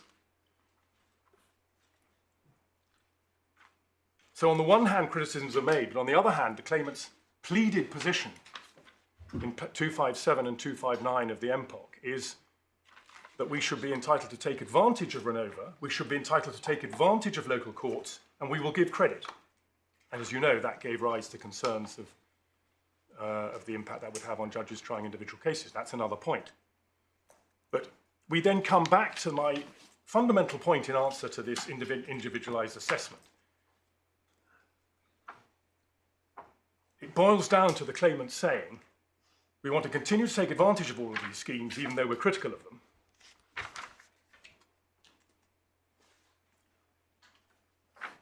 But it's pointful for us to come to England for an individualised assessment.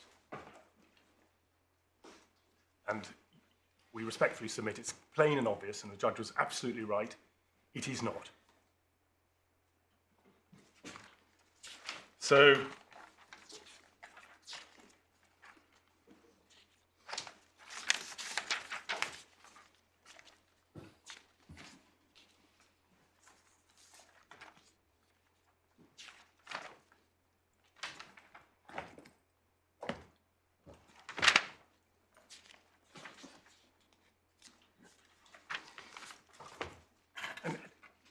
in the end, as I say, my learned friend really didn't, in my submission, grapple with the fundamental point. He essentially said, we get individualised assessments in England through the more sophisticated group action process, and I made my trailering submission in relation to that. And he went back to the potentially relevant footnote 5 point, the JR point. And that, Sorry, when you cut everything else away, footnote 5 point being the JR point, right. Why is it called the footnote 5 point? because it emerges for the first time in footnote 5 of the claimant's skeleton, where they say it is not critical and potentially relevant. So they've served the evidence before the skeleton, I presume. They had, Yeah. but they'd served it before the respondent's notice went in. And I don't.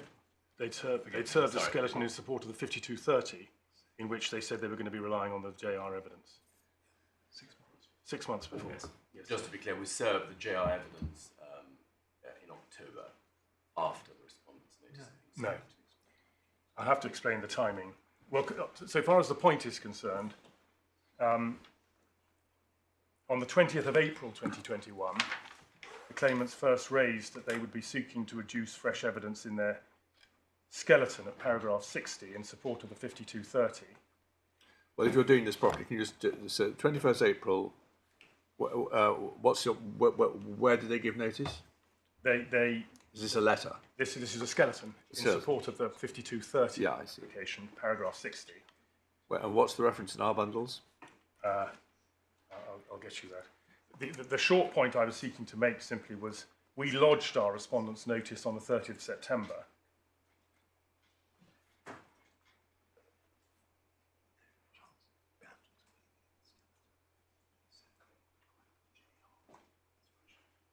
Yes. Sorry, I should have said that in the skeleton they said they would rely on the JR as fresh evidence in the 20th of April skeleton. And my short point is they said that before we served our respondent's notice on the 30th of September.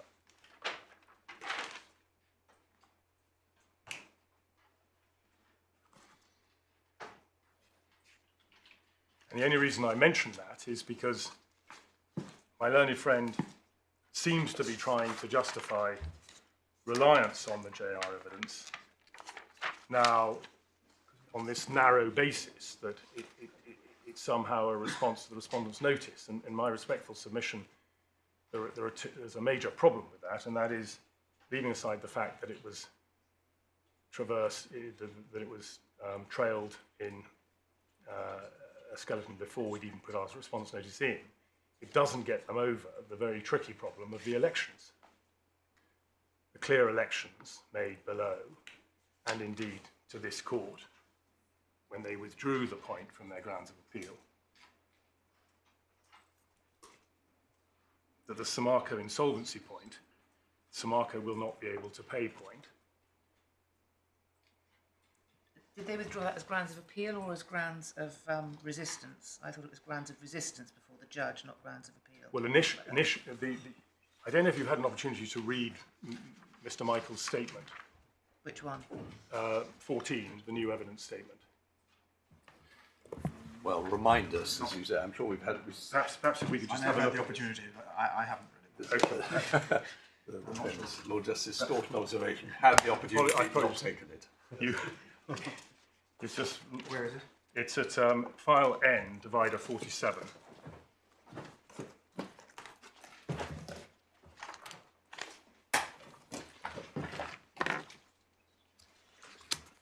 This is relays the history of the matter and the elections that were made. And it starts at paragraph 13 of the statement. And as you can see there, Mr. Michael sets out the allegations that were in the MPOC, and one of which is 291. Samarco is unable to meet such liabilities. In this regard, the claimants will rely on the following facts and matters. And then there are various facts and matters relied on in paragraph. Yes, that's separate ground of claim, yes. And you can. They withdrew the pleaded allegation based on impecuniosity. Yes, just to show you, lady, that the point that I made to you earlier, if you just go back to paragraph 12, the claimant's skeleton argument dated April 2021 in support of the 5230 submitted that the JR would be relevant to the difficulty. So it's a response to that. And yes, that's their claim. And then in paragraph 14, what Mr. Michael then explains, as does Mr. Califf in his statement, is that essentially they are there in their pleading relying on various matters, liabilities and so on, which eventually fruited into action being taken by creditors, which resulted in the JR. So you're effectively saying they've relied on insolvency. The JR can't be regarded as a new. Exactly. Once you're insolvent, sooner or later you will be wound up. Yes. It's the same point. Insolvency But proceedings. this was electing not to pursue any of the allegations as part of the claim. This is electing not to pursue new allegations, my lady rightly says. But then questions of abuse. Yes, but then one goes through the point, and they initially write, as we say in paragraph 16, on the 13th of March. This is after we've put in our evidence, and they say, we're now withdrawing those paragraphs. So my lady, I appreciate saying, well, that's a withdrawal of a pleading. That's a slightly different point. But it's relevant to showing that the point, as it were, of insolvency was out there. We prepared our reply evidence on that basis and said there's no suggestion whatsoever Renovus Market has ever once failed to meet obligations, and then draw on the fact that they'd recently withdrawn them. Similarly, in our skeleton argument. Well, I don't accept paragraph 19. They certainly expressly chose not to advance a fourth cause of action. Well, if we could come to this, certainly what happened was we proceeded with our skeleton argument and all the evidence thereafter on the basis that this was not an issue, and we made it clear in our responsive evidence from Mr. Michael that we were proceeding in that way. This is to Michael 5. Yes. We made it clear in our skeleton argument, and the argument proceeded without the Samarco insolvency point being addressed at all as an issue. And then on day 7 of the hearing, and this is what's addressed in paragraph 20, the claimants tried to introduce the solvency point. And that was, they sought in a hand-up, which they put before the judge. And as you can see now, they were seeking to take the solvency point. Full redress to be meaningful, it must be a right that can be enforced against an entity capable of relevant level in full. It's a different insolvency point. It's not grounding a cause of action, it's addressing the question of pointless and wasteful. Well, we were bringing a pointless and wasteful case. Understand. There's a point in your favour, I think, my lady. Yes. I'm sorry, If I've understood.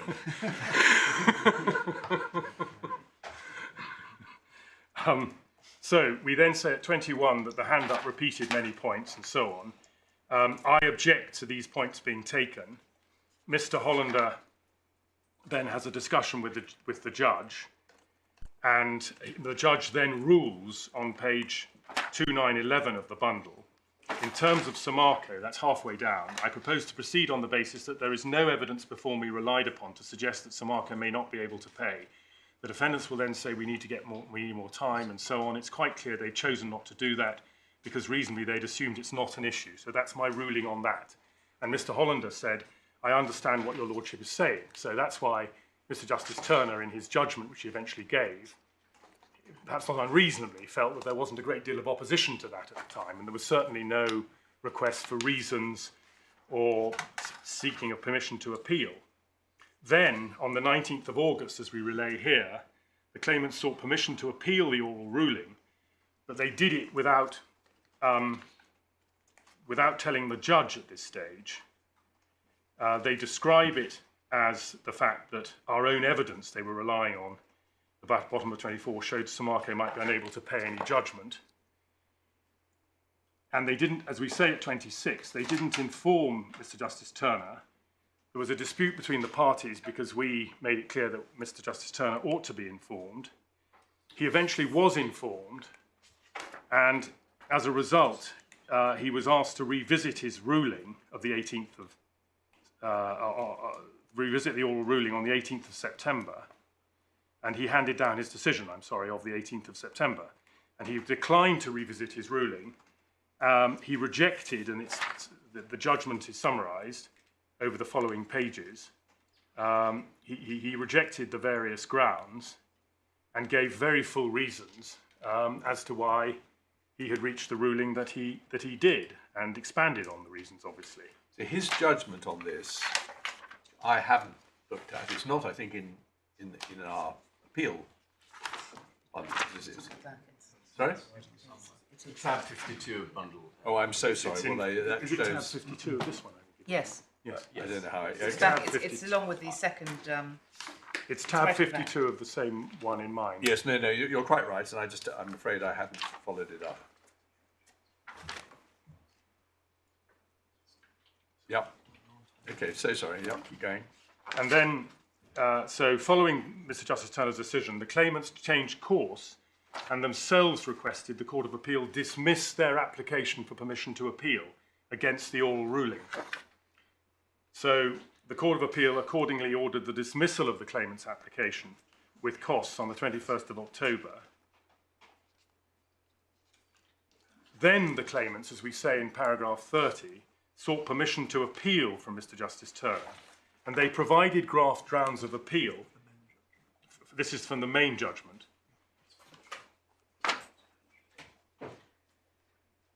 I finished with the other one for the moment. And this is paragraph 30 of the statement. And they included in their original grounds a Samarco unable to pay point at ground 1BE, and we set it out in paragraph 30 of the statement. And that inclusion was criticised by Mr. Justice Turner in paragraph 31, where we quote from his judgment. He noted they'd included it and said that that ground has already been considered and rejected, and he refers back to his judgment. Then the claimants expressly withdrew that ground from the grounds of appeal, which they then filed in this court, and it was expressly withdrawn from the grounds of appeal before this court. Indeed, when they came before this court on the 5230 application, they criticised the single Lord Justice for failing to notice that they had withdrawn that ground from their grounds of appeal to the Court of Appeal. And of course, they succeeded in that application.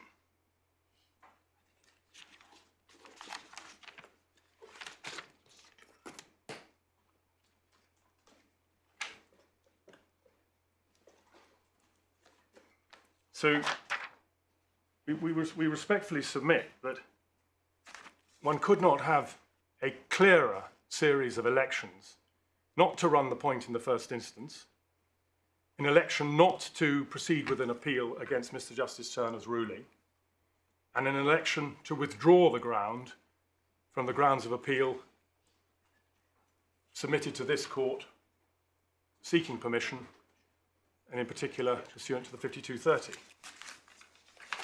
So, I think I know what you're going to say about this, but to be clear about it. It might be said, well, the judicial reorganisation is a whole new fact, and it is not the subject of any of the elections on which you rely.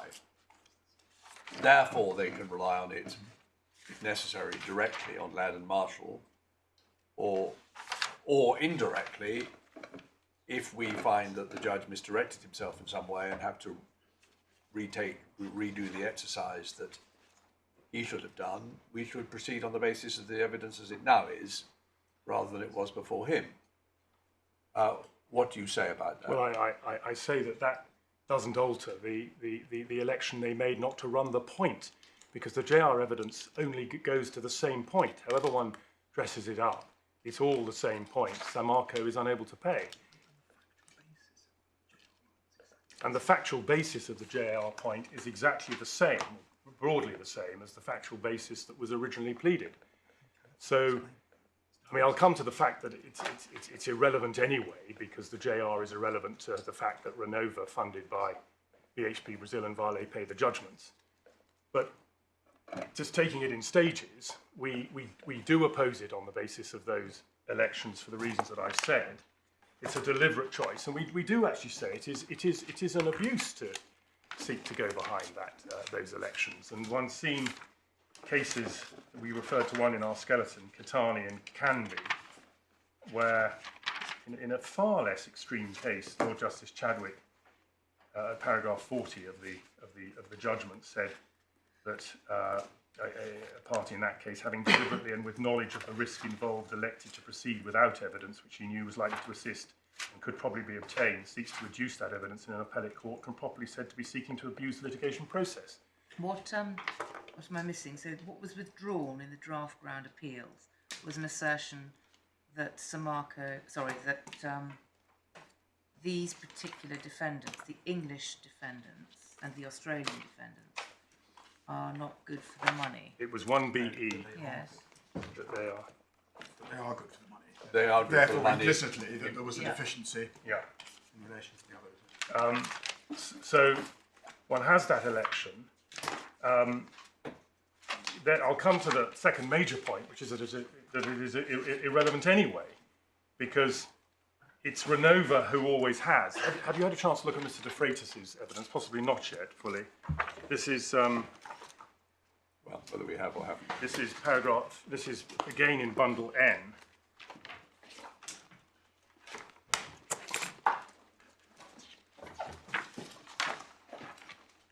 And it's paragraph, page 2941, divider 49. He is the chief executive of Renova. This is his third witness statement. And it's paragraphs 8 to 17. And what he says, and this is echoed by Mr. Califf on behalf of BHP Brazil, head of legal at BHP Brazil, in his statement, he says at 9, well, could I just ask you kindly to read 9 to 17?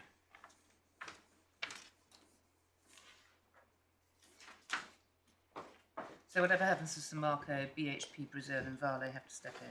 Yes. So if you want me to short circuit it, it's paragraph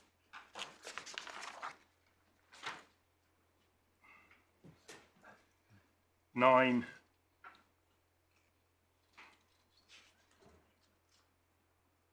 You then get 11. Since the dam collapse, many thousands of individual lawsuits have been brought.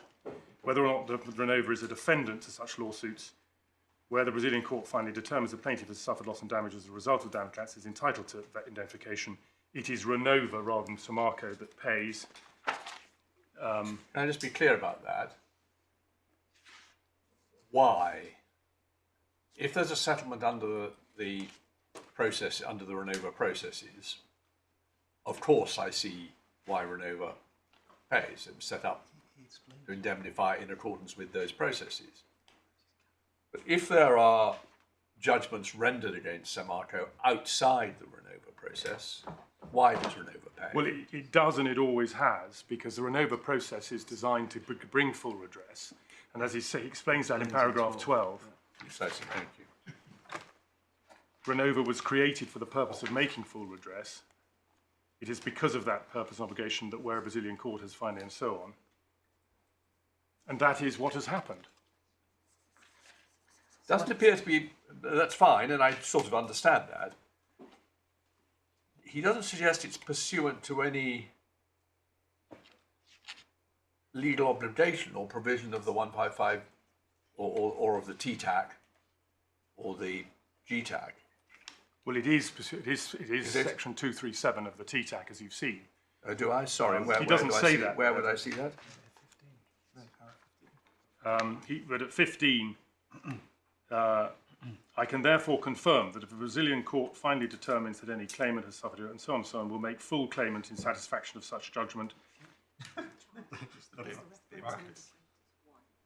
has suffered recoverable loss from the dam collapse and is entitled to indemnification, and Renova will, I'm sorry, in accordance with I see that's what it says. I haven't quite understood conceptually why that is so, or what pursuant to what legal obligation. But it's a party to the GTAC. If there's something in the GTAC that says, and maybe there is, maybe we've even been shown it and I just haven't understood it, but if there's something in the GTAC that says, quite apart from all these procedures set up, if someone goes outside to the ordinary courts and brings procedure and against Samarco, we'll pick up the bill, fine. But I didn't see that it said that. And this doesn't say it in those express terms, but as it's been clear throughout, and this has never been challenged at any stage of these proceedings. But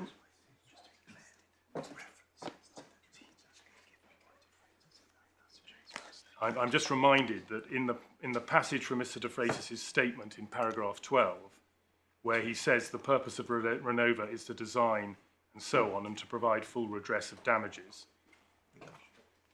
and reference to the obligation. It's to design, development, implement reparative programs and indemnifications. Yeah, and well, maybe that and indemnification is different from programs. He sets out in his statement the paragraphs of the GTAC and the TTAC that. Well, in the statement here refers. In the statement he refers to.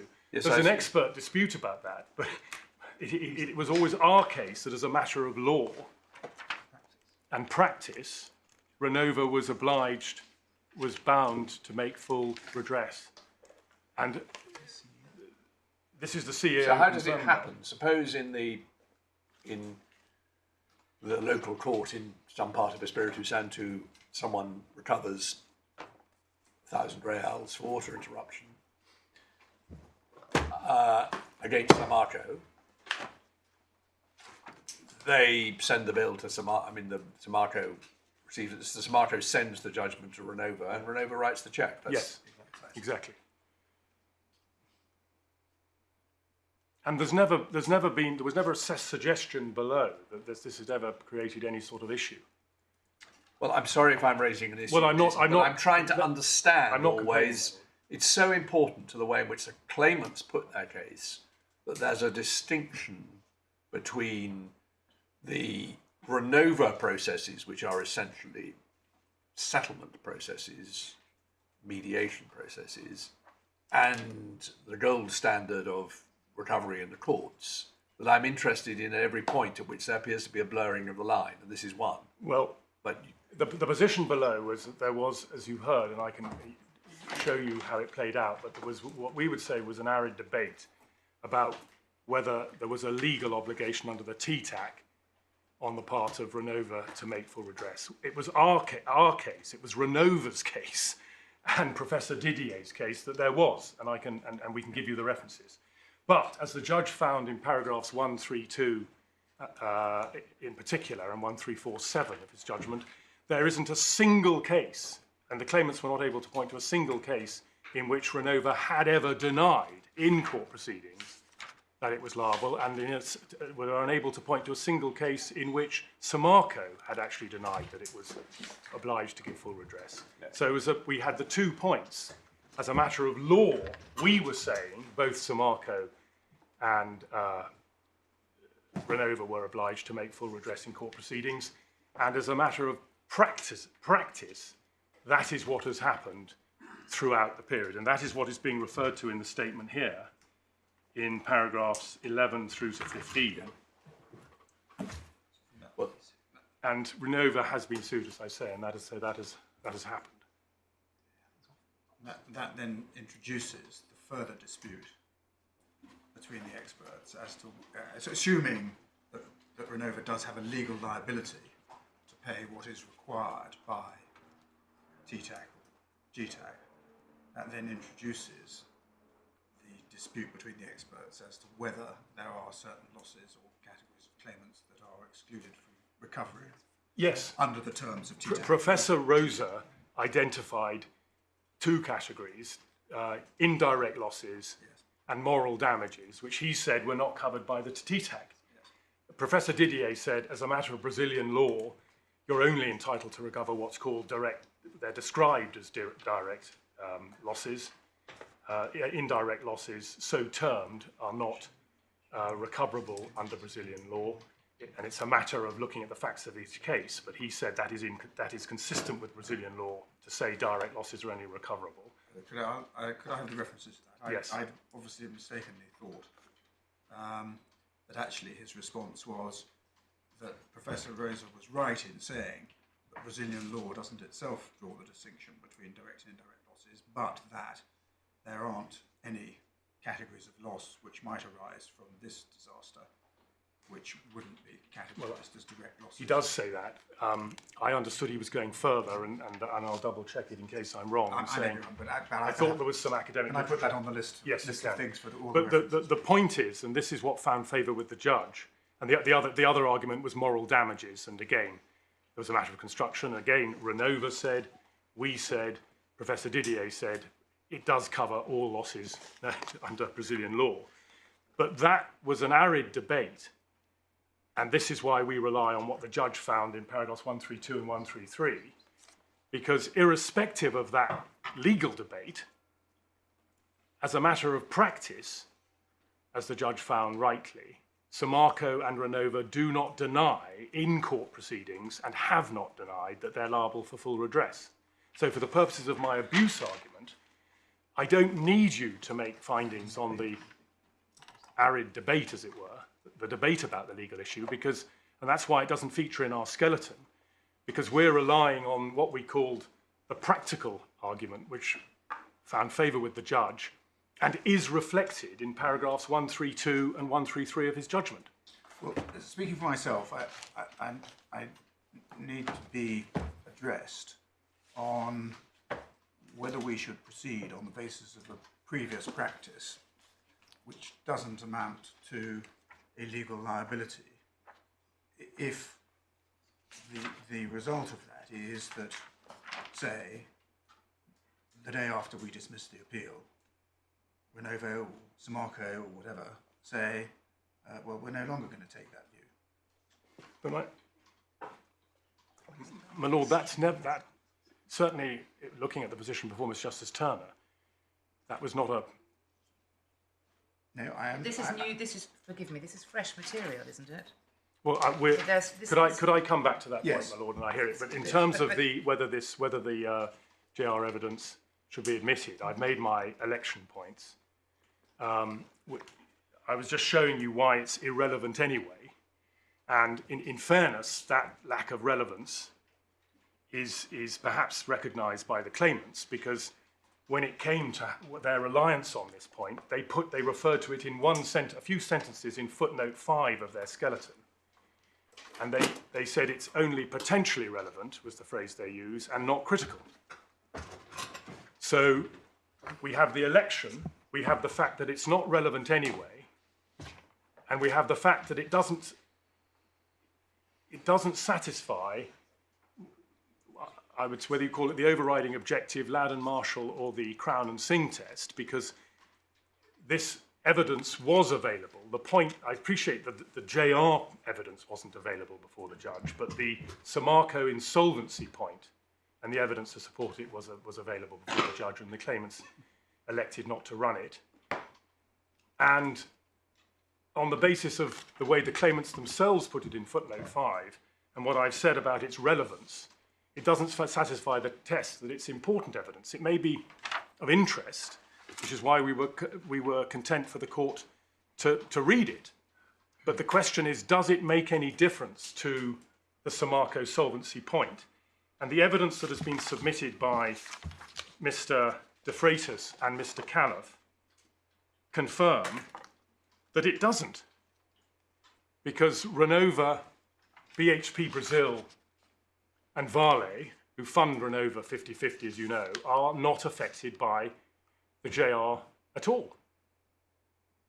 And so even if the outcome of the JR is along the lines that my learned friend said yesterday, that Samarco's contributions to Renova are reduced or there's a haircut, it makes not a jot of difference to the claimant's position in securing full redress, because the full redress, as it has been since the dam collapse, will continue to be met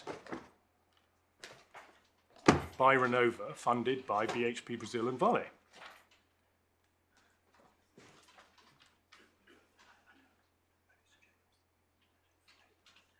And the evidence of Mr. Califf is that since the JR, indeed, Renova has paid for some 1,000 judgments, I'm told.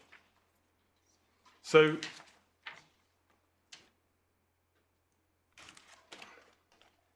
and just so that you've noted it, Mr. Califf also deals with the point, and he is this is file N divider 48. Page 2918.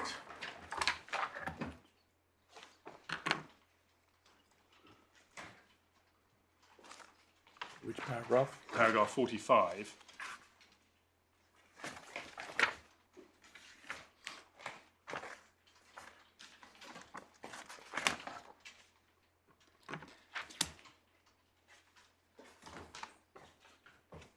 He deals with the JR and its progress, and then says, even if, despite what's said above, Samarco's dam-rated obligations were modified, there would be no negative impacts on the provision of redress in Brazil. Renova will in any eventuality be fully funded because Samarco's shareholders are required under 237 of the TTAC to fund Renova if Samarco is unable to do so. And they have done so for most of the past 5 years when Samarco was not in a position to fund Renova. And then 3, Renova will therefore continue to be funded and will continue to provide a redress under its programmes. In addition, and then he confirms what Mr. De Freitas has said. One of the things, just so I flag it up at some stage, I'd like some help on is, I thought the whole point was Renova was supposed to be independent. I know there's all this material about Samarco and effectively, or suggestions that they've got too much control in terms of voting and all the rest of it, so it's not properly independent. But what authority does Mr. Calafilo, or indeed the CEO of Renova, Mr. De Freitas, have to be making, giving these confirmations? And I know that at some stage you're going to look at paragraphs 16 and 17 in particular, because there's no minute, there's no resolution by the complex organisations that we know from the expert evidence are there to run Renova, all these advisory boards, financial councils that I've seen. Are there resolutions anywhere in the evidence to support these undertakings? Well, they're not undertakings, statements. Well, with respect, there are not any additional undertakings, but with respect, these are the statements of the Chief Executive, and he is recording what has in fact been happening. But Samarco, we'll come on to 17, but Samarco's continuing to deny liability. I can't marry that with, at the moment, in my own head, with what Mr. De Freitas appears to say on behalf of Renova in that context. It does not deny its liability to make full redress. No, this is for the 13 businesses. The 13. Oh, 13 businesses, sorry. We know that Samarco continues to deny liability. So I don't understand at the moment on what authority anybody at Renova can make these statements. But anyway, we'll come back to that. I just want to flag that up now so you can have a think about it. And it's been implicit, wasn't explicit. We have on our list of evidence on disputed points the evidence about the existence of a legal obligation under, I think he said, GTAC, on Renova to pay the amount of judgments against Samarco outside the Renova processes. It may well be they were given in Defrators 1, to which Defrators 3 cross-refers, but I haven't got them at my fingertips. Yes. I'm not sure the references would be to the bundles that we have.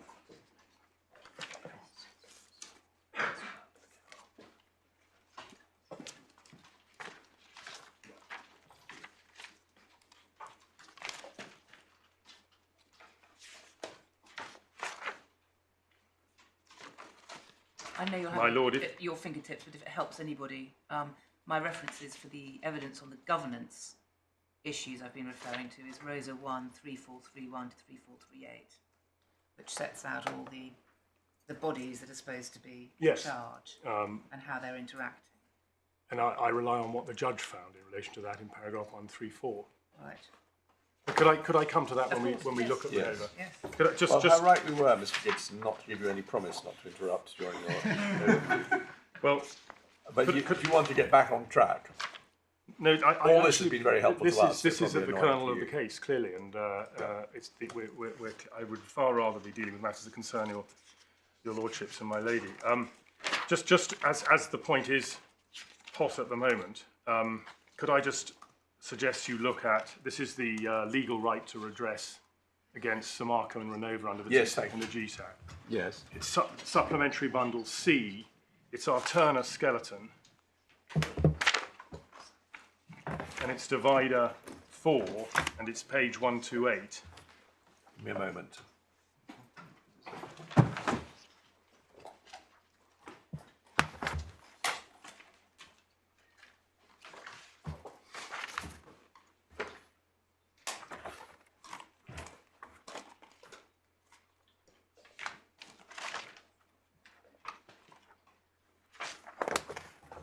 And it's paragraph 362 where we start to deal with routes to redress. And the beauty of the Turner skeleton is that it references a lot of the points that we've been discussing, it gives you references to the bundle. So we'll see that now. You see that at 362 we deal first of all with the Renova and Samarco are obliged now, in accordance with the TTAC and the GTAC, to make full redress to those affected. And then you get to paragraph 363 over the page on page 129, which is headed the practical point. Just hang on 1 second, sorry.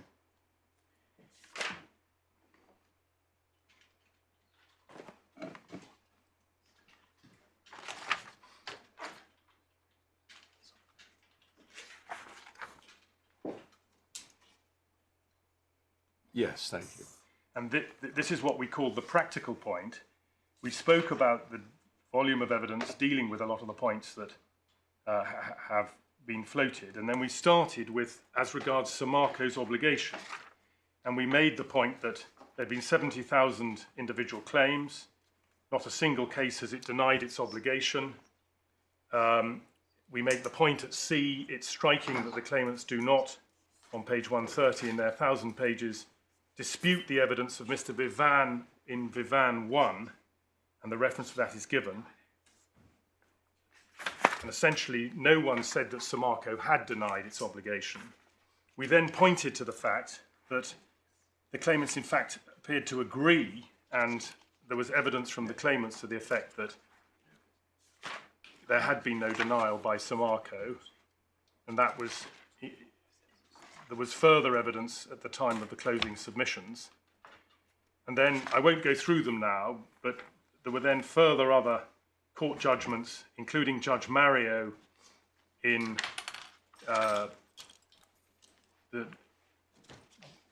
Guande decision, which I'll show you in a moment, essentially it's accepting that obligation. So in those paragraphs, we pointed to the fact that the evidence was clear that in practice it had never happened, and the claimants themselves had not pointed to it ever happening. And then you get to Renova. So I've just been reading ahead, and it quotes from De Freitas 1, to which De Freitas 3, as we saw, cross-referred. But the pattern, it doesn't give bundle references. It's not your point. Sorry? It's not your point at the moment. It's not my point at the moment, no. So this is just putting some flesh on what was said in De Freitas 1 at 2.3. We refer to the fact the claimants had written asking that Renova to continue to honour its legal obligations. And then we come to, and this So is... where's that? That's the letter that they wrote, which is at C on page 133, the quote. Yes, I see. Yeah.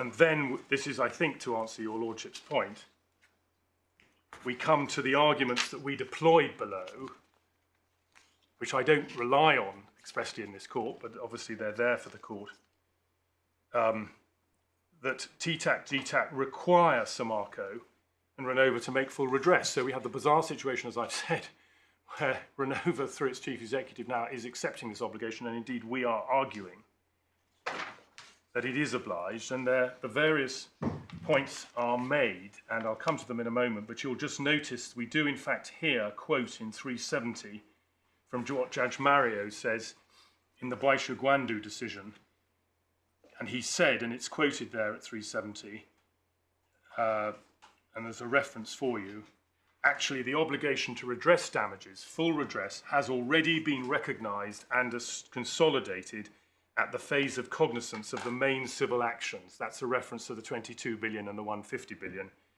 But this recognition was given in broad terms, thus demanding a new judicial intervention in the definition of the affected and eligible categories. So he expressly records in the Guandu decision, in those words, that full redress has already been recognised. And of course the novel system... I've been looking through all of this, slightly looking ahead. So far, it's all been, of course, about full redress, but full redress through what I'm calling the Renova programmes. Not anything about, and as well as that, if anyone sues outside the Renova context, we'll pay that as well. No, that is what is said, in fact, and it's what Professor Didier said. I'm sure it is, but okay, we haven't got to it yet. Yes. Because the rest of this is, I would thought, uncontroversial. I mean, what we're saying is, as you can see, first, as Professor Didier has explained, impacted persons are entitled to full redress pursuant to the terms of the TTAC, as is clear from the following. Pursuant to these provisions, Where are you now reading from? 374 and 375. Well, Rosa disagrees, and then you then make your positive case again. Rosa disagrees. So Rosa and Didier disagree on a matter of construction. And then if you look at 376A,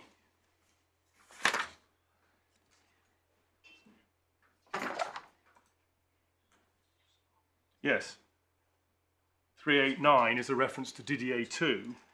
They also agreed in the TTAC that recourse to Renova should be optional, allowing impacted persons to bring court proceedings instead, where the obligation to provide full redress... Hang on, I'm sorry, I was just looking at the bottom of 376A. On page 135. Yes, yeah, and then, right, now, where were you going? That's the reference to Didier saying they couldn't deny the obligation. Yes, right. And then where were you about to go? Well, I was just showing you that we give there the second reason at 377, 382, fourth reason, and then fifth deals with Renova's legal obligation.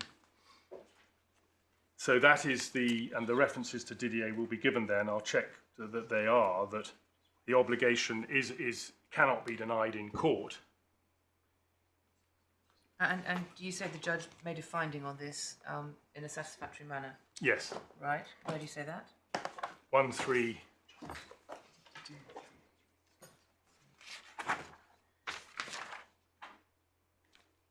And then just dealing with 383, he deals, for example, with, you see Professor Rosa's argument at 383A is that it cannot be obliged to provide full redress because it's not a party to the TTAC. This is because, this is Didier, Professor Didier, Renova is the product of the TTAC as the means of fulfilling the obligation of full redress. It is by the TTAC and by its bylaws bound to provide full redress and to expend its assets for no other purpose.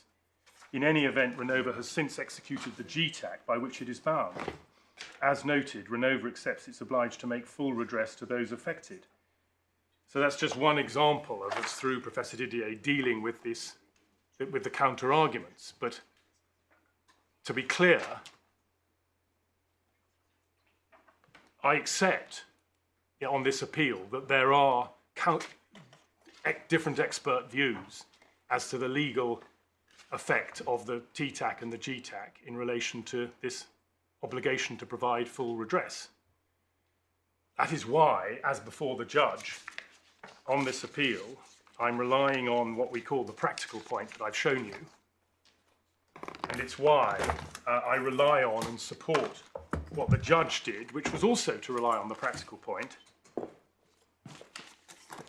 in paragraphs 132 and 133.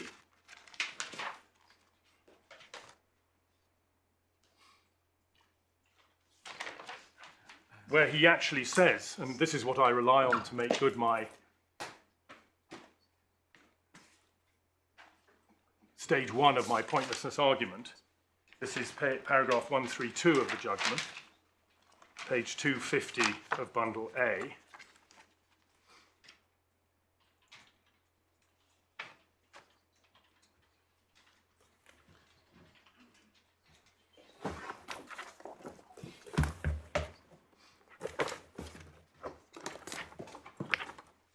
Well, it's interesting, isn't it? 133, he basically says Samarco is liable, and we can proceed on that basis.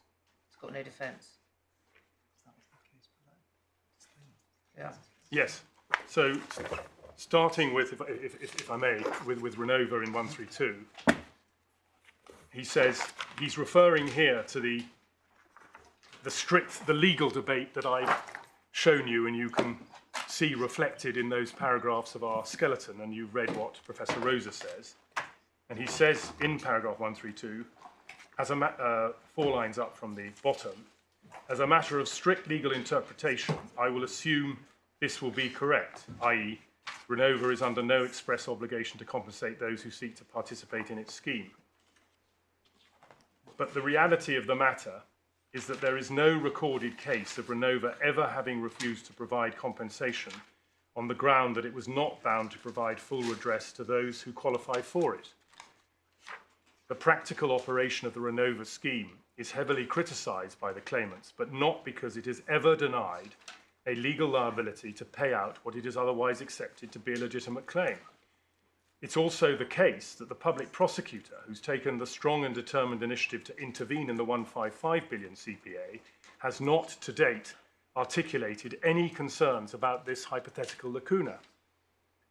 So we rely on that finding by the judge. Those facts are non-contentious and fully and fairly supported by the evidence. They're not challenged. Well, they're not challenged on this appeal. No. And they are supported. Right, okay.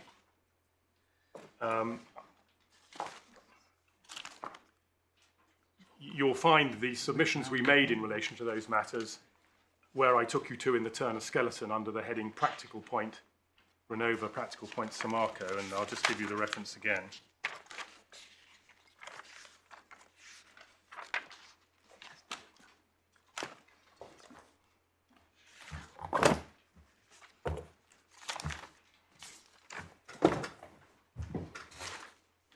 Paragraph 365 at page 132 and following for Renova. Paragraph 364 at 129 and following for Samarco, because he then goes on, and this is the finding I rely on in relation to Samarco, it's been argued on the part of the claimants that Samarco has, at least for the most part, avoided explicitly accepting legal liability for the consequences of the collapse of the dam. Again, the reality of the position is that Samarco's liability is undeniable. As Mr. Hollander QC said during the course of his submissions, Samarco actually owns and operates the dam, and therefore there is no issue that they have personal liability as direct polluters. So there's no question of any liability so far as Samarco is concerned. Furthermore, there is no evidence that any claimant who has brought an individual claim in Brazil has faced a denial of liability on the grounds that Samarco is not a direct polluter. And then doing the comparative test that I respectfully submit was correct in law, this position is, of course, to be contrasted with the likely defences of these two defendants in the event that proceedings in England were permitted to continue. But that's not true as against the 13 large businesses. Samarco's liability is not undeniable. Indeed, it has been denied. Now, is the basis on which it has been denied one that couldn't possibly apply to any of the individual claims, or is that more a matter of expediency because they're much the largest claims? My lord, I'll have to take instructions on that. My understanding is that it's considered that in the light of the nature of the claims and the nature of the businesses, there are legitimate reasons for denying liability under Brazilian environmental law. The 13, I'm just reminded, they haven't brought claims in Brazil. Well, nevertheless, I think But I accept on that on the face of it, below and somewhere else, we made it clear below that there would be a denial of liability is maintained. Yes, below there was an acceptance, and I'll take further instructions in relation to the 13, but, and we'll come back to it, we rely in regard to the 13 on paragraph 17 of Defendants 3. And there's no evidence as to why Samarco hasn't admitted liability formally. There's no evidence Jointly dealing with that controlled by point. BHP Brazil and Vale. But there's no evidence of any reasons for Samarco not accepting legal liability formally. Is that right? No evidence. May I just take?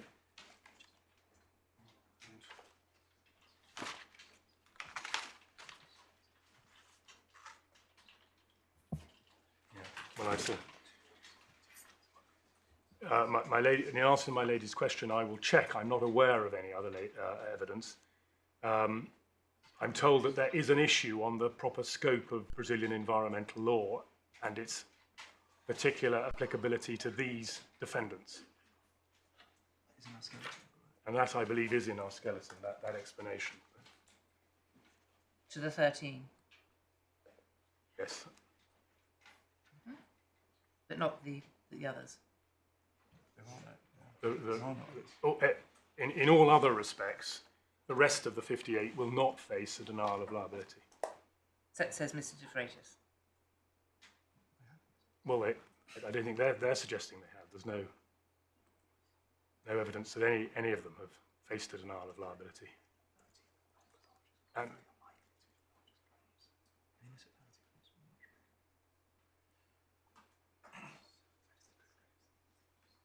the largest claims are likely to be the municipality claims.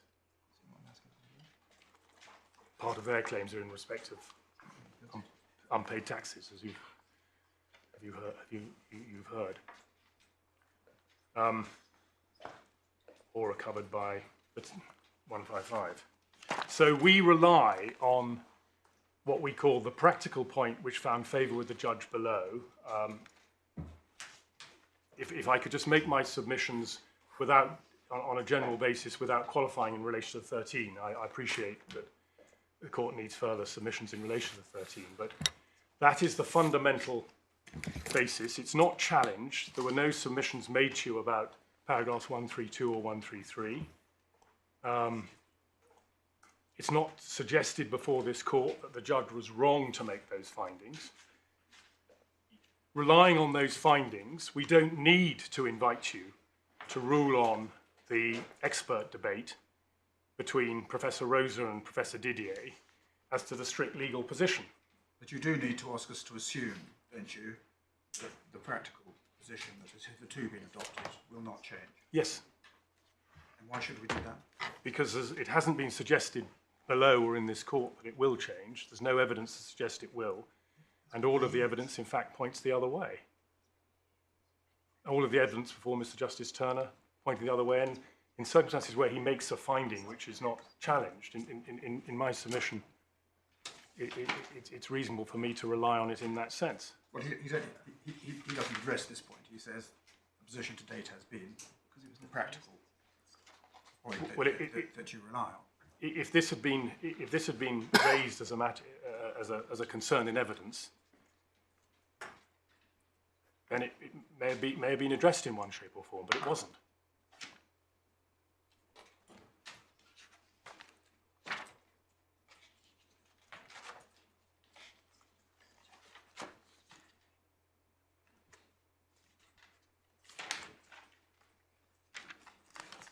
I mean, I do understand the way you're putting it, but this is a difficult part of the judgment, isn't it? Because it's couched. I know you can point here and there and say, well, here's a finding, but it really wasn't the gravamen of his thinking. I mean, so if 134, you know, Renova, he acknowledges Judge Mario's fears and the criticism levelled by the witnesses.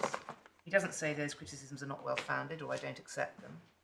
He just says, against that, I can make the following sorts of points. And it's a similar theme when we look at the paragraphs you're just relying on, which is, you know, the observations section. But anyway, yes. Well, my lady, as I say, if you have any concerns about the language used, and in my submission they are findings, but we rely on our respondent's notice, and I need to demonstrate to you why they are proper findings to be made, and they are all I need. For my clear and obvious case.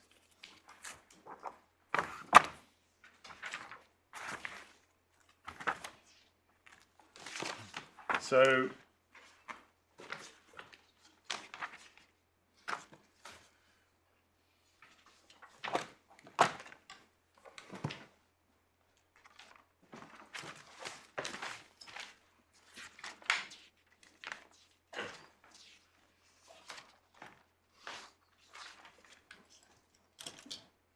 my lords, my lady, I've now addressed you on the JR evidence and the attempt to run the insolvency point.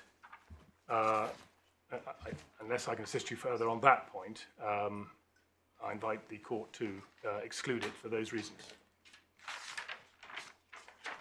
Not now, but No. unless you would like to.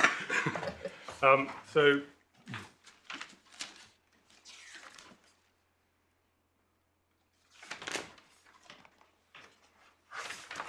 My lord, that I think concludes my overview. And as I say, I'm grateful to the court indicating which matters are of importance, and perhaps when we look at the facts now, we can focus on those.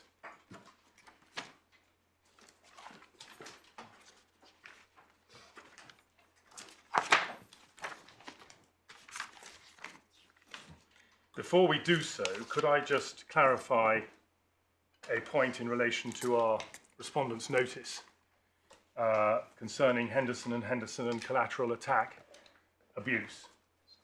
The principles that underlie those categories of abuse are relevant to the application because they underline the extent to which there is a strong public interest in the finality of litigation and in avoiding a multiplicity of litigation arising out of the same subject matter and preventing attacks on previous judicial decisions. We also say that were this action to continue, both forms of abuse will be in play, clearly. But as I'll come on to explain, that is, we say, relevant to these applications when considering the likely burden and disadvantages of proceedings in this litigation, i.e. as part of the pointless and wasteful exercise, which is broadly how the judge we submit approached them. So I do not rely on Henderson and Henderson or collateral attack as it were, self-standing reasons to strike out all of the claims now, but they are the principles are relevant to the analysis, and as the judge did, we say when one is looking at, as I say, the burdens and disadvantages, as it were, under limb 2 of the pointless and wasteful Jamil test, the court can and should have regard to those issues and the issues that are likely to arise in the way that I will delineate when we get to that part of my submissions. So with that overview, could we look at some of the facts which we've actually been touching on in the course of the overview in a way that I hope will assist you. This is what we do very briefly from paragraph 19 of our skeleton, page 132 of the bundle. And the objective of this review of the facts, there are two really. The first is to demonstrate that the key facts the judge relied on when striking out for abuse of process were not materially in dispute, contrary to the claimant's broad allegation that the judge ignored the debate. And secondly, to respond to the claimant's general criticisms that the judge demonstrably misunderstood the evidence in relation to certain aspects of the redress operation in Brazil. And I was proposing, it'll now be amended a bit, but to take 6 topics. First, the claimants and their claims. Second, Brazilian group litigation, the position with the individual claims in Brazil. Third, the 155 overlapping relief issues and the GTAC. Fourth, Renova. Fifth, the status of the 155 and its resolution, including the PAs and the LCs, the priority axes and the local commissions. And sixth, developments since judgment. So starting with the first of those, the claimants and their claims, could we just look at the MPOC, the Master Particulars of Claim, which is in file B, divider 17, at page 366. And there are just 6 points I'd like to highlight relevant to the scale of the liability trial proposed and the overlap with the 155.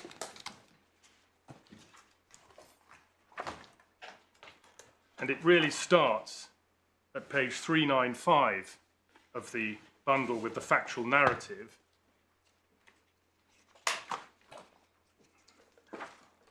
And this is really building on the control allegations, and there are some 38 paragraphs from 54 to 92 in which those allegations are developed. And I'm just on the scale of this part 1 trial point here. You then go to page 412 of the bundle and to paragraph 93, and from paragraphs 93 to 176 you have a large number of allegations spanning a number of years covering the design, construction and history of the dam.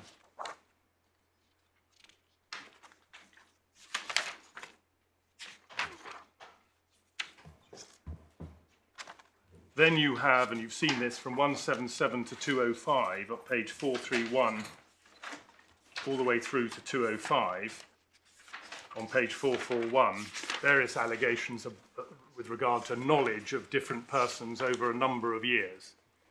So my short point is that, of course, that is 205 paragraphs, which in our respectful submission are completely unnecessary and wasteful in the sense that I've explained.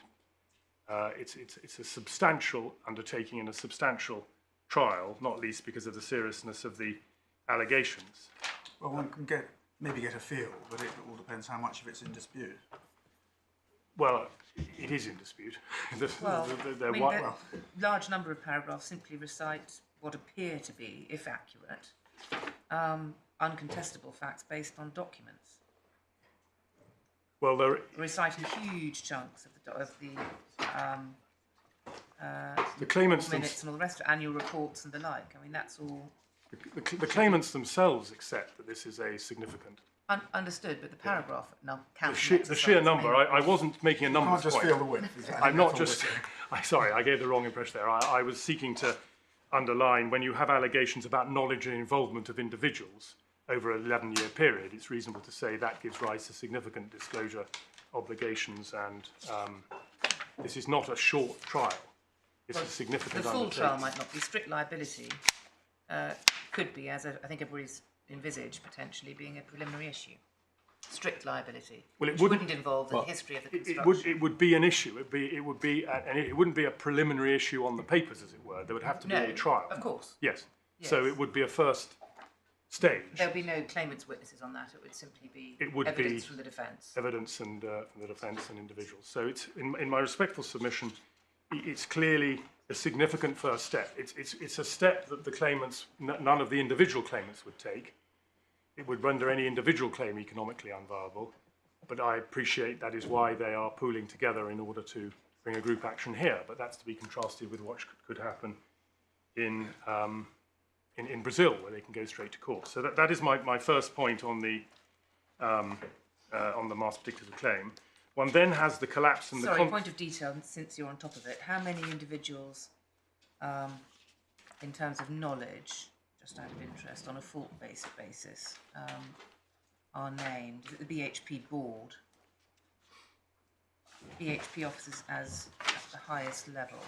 Just in terms of individuals, how many? I haven't got that at my fingertips. I'll take instructions. Of course, on this. yes. Thank you. Thank you. Then at paragraph 206 to 251, we have the collapse of the dam and its consequences. And that, of course, duplicates, loath to say numbers of pages, but a very large number of allegations in the 155, which is, of course, concerned with exactly the same topic, collapse of the dam and its consequences. We then go to paragraph 252. Sorry, you say it overlaps with the 155. In what sense? The 155 is claiming. Yes, but since there's no issue about liability, Well, the 155 is well, there's liability in the 155. in respect of the indirect polluter point in the 155, but I was referring there. I thought you were making a point about, when you talk about overlap, I assumed you were meaning points that were likely to be disputed in the 155 if there is ever a generic sentence. If it ever proceeds to a trial or whatever the procedure is that would produce a generic sentence. The matters that will be tried in the English court. I just wasn't quite clear. Well, there's the BHP indirect polluter control point, and there will be the liability of Vale point in the. There's the BHP liability indirect polluter control point in the 155 and in the and in the MPOT, which I'll come to. But the point I was just making then in relation to the collapse and its consequences is that in the 155, reparatory relief is sought in respect of the collapse and its consequences. So all of those generic causation issues, in effect, are being addressed within the context of the 155. Well, okay, in the sense that consequences of the collapse are being remedied. Yes. Yeah, well, all right, but it's not an overlap of court proceedings. Well, I'll come to that, but it'll be necessary okay, in well, I may have 155 to misunderstood the make point you were findings in making. relation to those matters. But when one then comes to the... That's in dispute on the expert evidence. Well, I'll show you that it's not as in dispute as perhaps is made out. Then one comes to the way in which the claimants plead that credit must be given. That is, I've already referred to that. That's 257 and 258 and 259.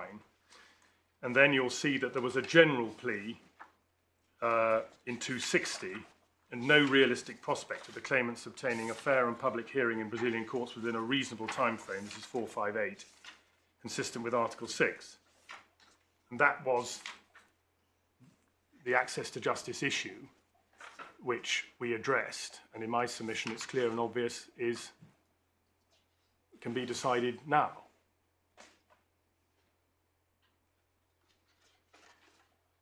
And indeed, as I'll show you, Dr. Jano, in fact, the access to justice expert on behalf of the claimants, who was instructed to address access to justice issues, along with Justice Resik, addressed all the other access to justice issues to a greater or less extent, but expressly did not address this issue. So the only direct evidence on this issue was Justice Resik. This is a jurisdictional issue. This isn't a It's merits not issue. a merits issue, no. Is it? Well, it was a plea that there was no realistic prospect of a fair and public hearing within a reasonable time frame. I mean, in a sense, I think a strict pleader, although I mean it's an impressive pleading, a strict pleader would say this doesn't really belong in the Arguably not, particulars but of it claim. gave rise to an issue which was then addressed by the expert. One then has the relevant provisions of Brazilian law. At the top of 460 is the direct-indirect polluter provision. And as you can see, it's pretty broadly drafted. And then we rely, in terms of overlapping issues, in particular, and you've heard the argument about this on paragraph 275, BHP through its control of BHP Brazil, and that's page 464. And Mr. Toledano will be addressing that further in relation to Article 34 in due course. But again, in terms of the scope of the allegations, and you have the point, we then have fault-based liability and a large number of allegations in relation to, in order to establish fault-based liability as well, which proceed from paragraph 282 and following. So then you have loss and damage suffered by the claimants. And you note two things in relation to that. The first is that there are no claims for injunctive relief. So that is already, I respectfully submit, an unsatisfactory state of affairs, because in any normal environmental pollution case, claimants would obviously be seeking clean-up relief, in some form of injunctive relief, and in tandem with that, damages. Why is it unsatisfactory? Because the two are inextricably linked. But why is it unsatisfactory? But you can claim one without the other. You can claim one without the other, but 99 times out of 100,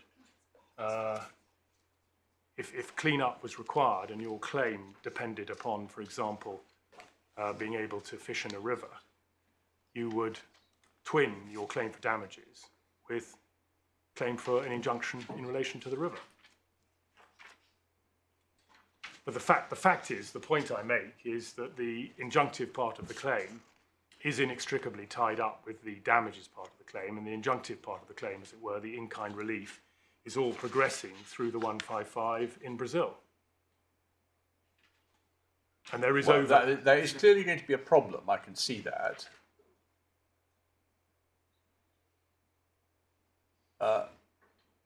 Which I would have thought you would have had in principle in Brazil as well. At what point you say, let's wait, and before we can compensate you for past loss, but insofar as we compensate you for any future loss, let's see how effective the injunctive relief, the in-kind remedies have proved to be. And that, I imagine, in environmental litigation in this country is something you'd have to do as well, wouldn't you? You would to some extent, but of course in Brazil, applying the comparator approach, one sees Judge Mario, from his vantage point, taking into account both at the same time, for example, when he's making awards under the novel system.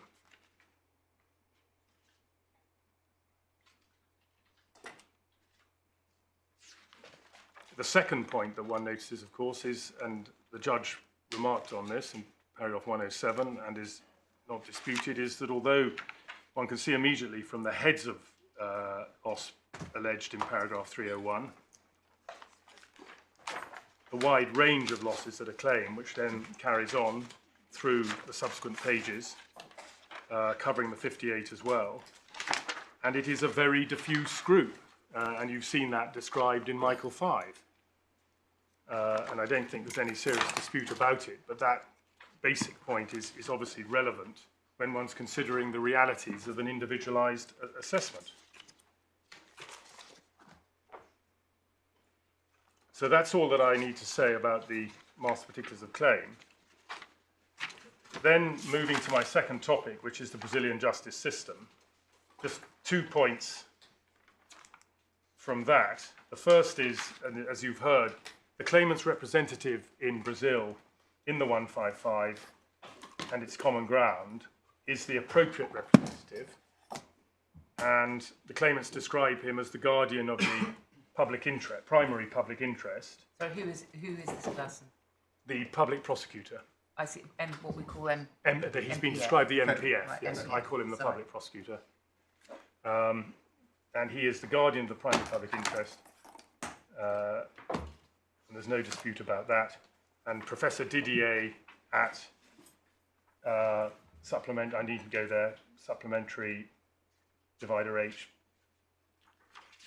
supplementary H divider 27, page 1298, describes the public prosecutor as an autonomous public institution to whom the federal constitution has given the duty of defending the legal order, democratic regime, and the inalienable social and individual interests.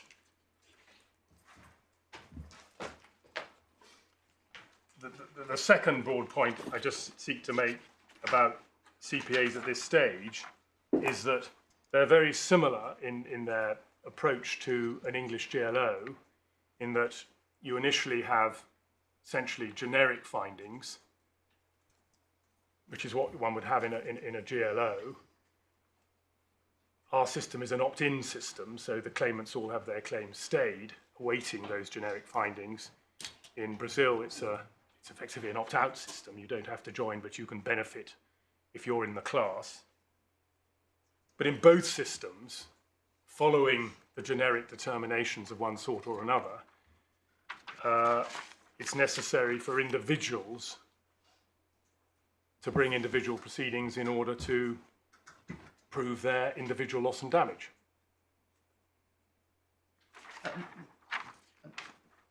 So, well, not. I mean, they wouldn't. These claimants in England would not have to reissue claim forms every time.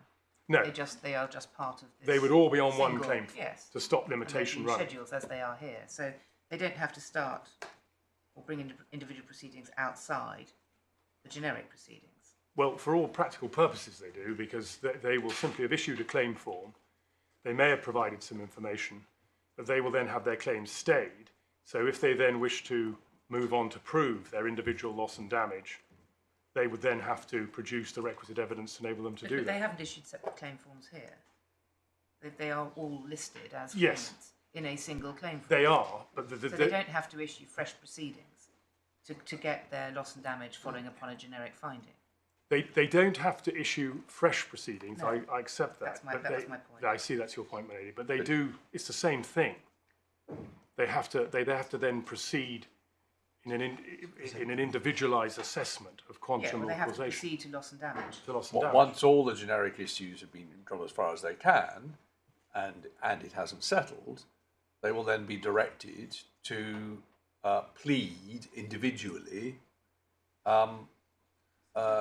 particulars of claim. Yes. And for all practical purposes, they will proceed as separate actions. Yes. That's your point. Yes. Sorry, Is they won't have to serve individual particulars Well, of claim. They will it doesn't serve matter what you call them. You have schedules to. of loss and damage with evidence Yes. and support and the like. But my mistake. But your point is that once you get down to having to determine individual issues, they will have to proceed down individual tracks Yes. with their I mean, own pleadings. Yes. I whatever one calls them, I don't want to get hung up on it. I entirely accept Alicia's point.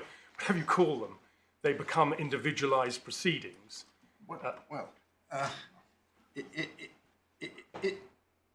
Individual losses have to be proved, No. but there may be a lot of common issues, even at the quantum stage, in relation to individual claims, which in a GLO in this country can be managed in an efficient way, and in which claimants of modest means can take the synergy advantages of expert evidence being produced for everybody on that particular issue. Is there an equivalent ability in liquidation proceedings in Brazil?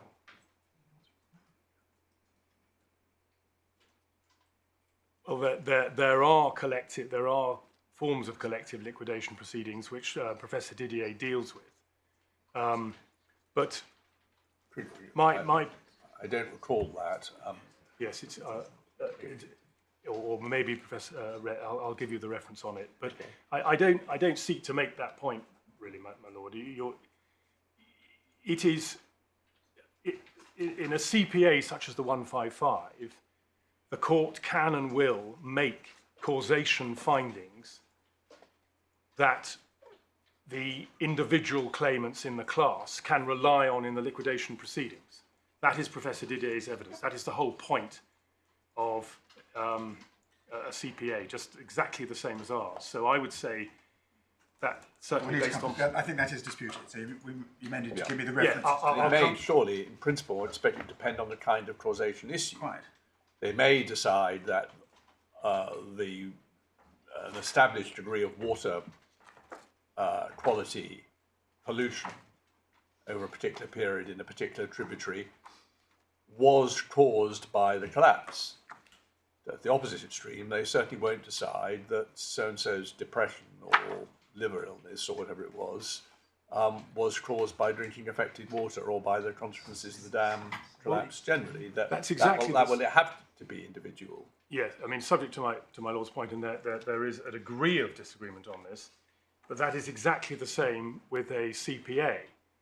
The CPA, it is agreed that the judge in the CPA of the 155, and Rosa, and I'll give you the reference for it in a minute, has agreed that the judge will have to make such findings as are necessary to grant the relief sought.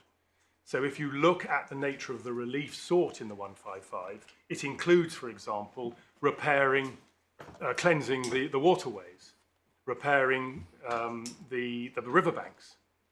It follows as night follows day, as Professor Didier says, and Professor Rosa accepts that to some degree, that it would be necessary for the judge in the 155 to make generic causation findings of that type, exactly the same as a judge would in the context of a GLO, where issues of a similar sort would be extracted. So in my submission, the position is exactly the same, broadly exactly the same in a Brazilian CPA, the whole point of which is to make liquidation proceedings easy, or easier for claimants, as it would be for an individual claimant in an equivalent GLO in this country. Because in this country, you can make, I entirely accept you can have generic issues in relation to these matters, but the sort of individual issues that my lord mentioned would have to be determined on a case-by-case basis. But there may be the points between those extremes. I mean, the devil is in the detail in this kind of point. I mean, one can talk rather airily about, let's say, water quality being something which can be determined as a single thing, but I rather doubt whether the water quality was the same in every place along the river at every point of time. And if it said that will be decided in the CPA, I'm quite interested in seeing what the evidence is about exactly what will be decided. There are those sorts of points that are troubling me. That's all. I just warn you about that when we come to that. I have the point, my lord, and my short point is that this is not a homogeneous group. It is a very diverse group of claimants across 700 kilometres of alleged damage. There are many, many different types of claim, and although, yes, I accept here or in Brazil there would be an attempt to narrow down generic issues, my submission is the individual claimants in this prospective GLO in this country would need to have individual assessments, almost entirely because of the diversity of the claims. Well, you've got 132,000 of them at Governador Valladores, if I've got the name roughly right. If even half of those have got claims in a single category based, let us say, on the water quality there, that might be a contender in English GLO proceedings for a substantial advantage in expert evidence costs being shared, general knowledge being shared, and so on. You're going to say, well, there's just as much possibility, if that is so, of that being dealt with in the CPA proceedings, or the IRDR. Well, IRDR you have to be careful about, because it's clear, although their distinction between fact and law may or may not be the same as ours, the IRDR seems to be only on a point of law. The IRDR procedure seems to be available only on a point of law. But you have the Brazilian Supreme Court saying for what was regarded as the average period of loss in Minas Gerais, 7 to 10 days or whatever it was, the fair amount of compensation is...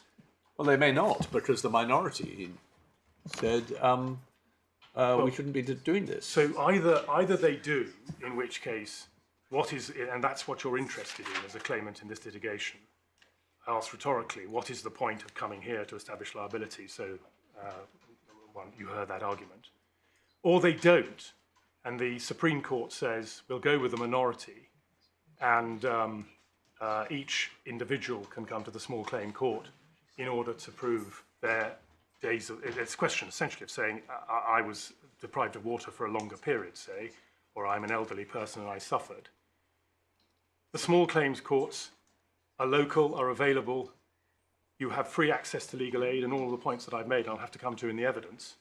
What is the point of coming to England to establish liability in order to be in a worse position in respect of your water claim?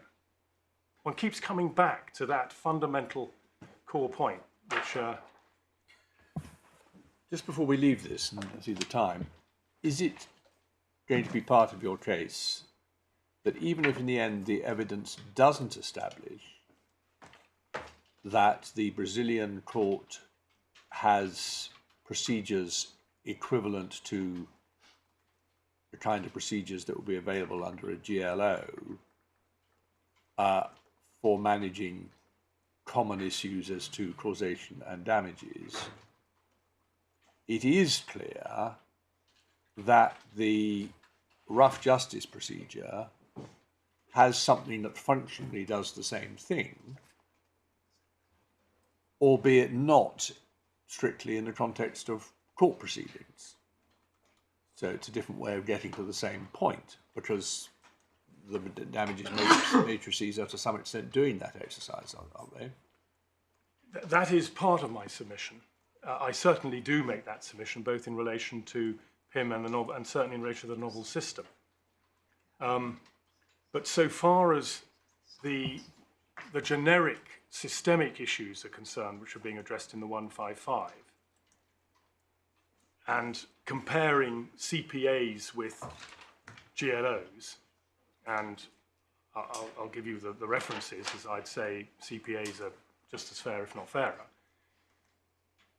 I keep coming back to my short point that I accept the 155 is dealing with systemic problems in relation to, say, compensation, which eventually finds its way into the local commission's proceedings or Axis 7. But for the individual person who wants the equivalent of a few English £100, £1,000,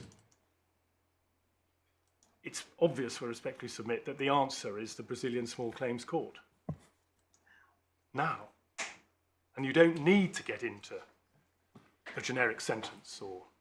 And so my Lord says, well, do they need to take advantage of, do they need to await expert evidence and findings? But for those sorts of simple cases, which you're postulating a lot of them may be very straightforward, simple cases. Is that right? I mean, if you have a claim that there's cadmium in the water and that's caused health problems, it's not very easy for someone who's pursuing their own liquidation proceedings on their own.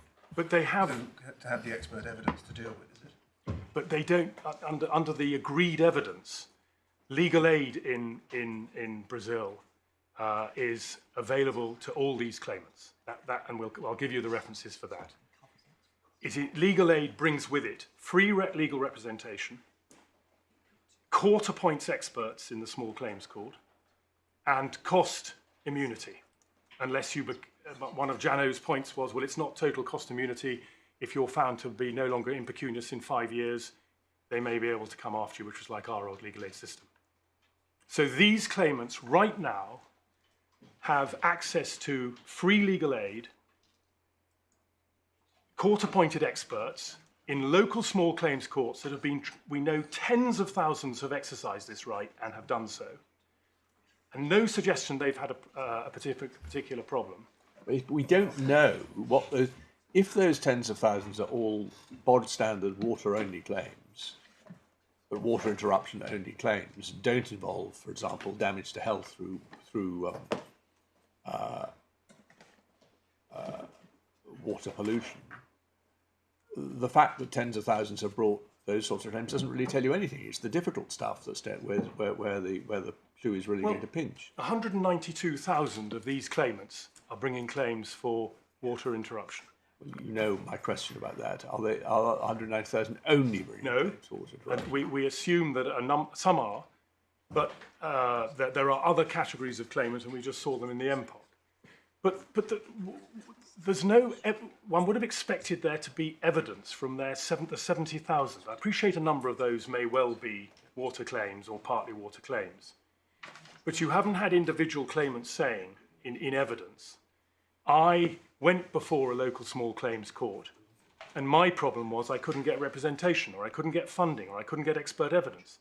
And inevitably with an individual claim like this, and we would do the same here with our procedures, if you go before a district judge in this country, the level of evidence required to prove your case and the extent to which a court expects the parties to incur costs is completely different. The whole point is that it should be relatively quick and fair. And one wants consistency. We know this is what's so unique about this case. This has been happening in Brazil for years. So these judges have been making awards, and we must assume they've been made in Menos Jaris and Espiritu Santo for all these other types of loss.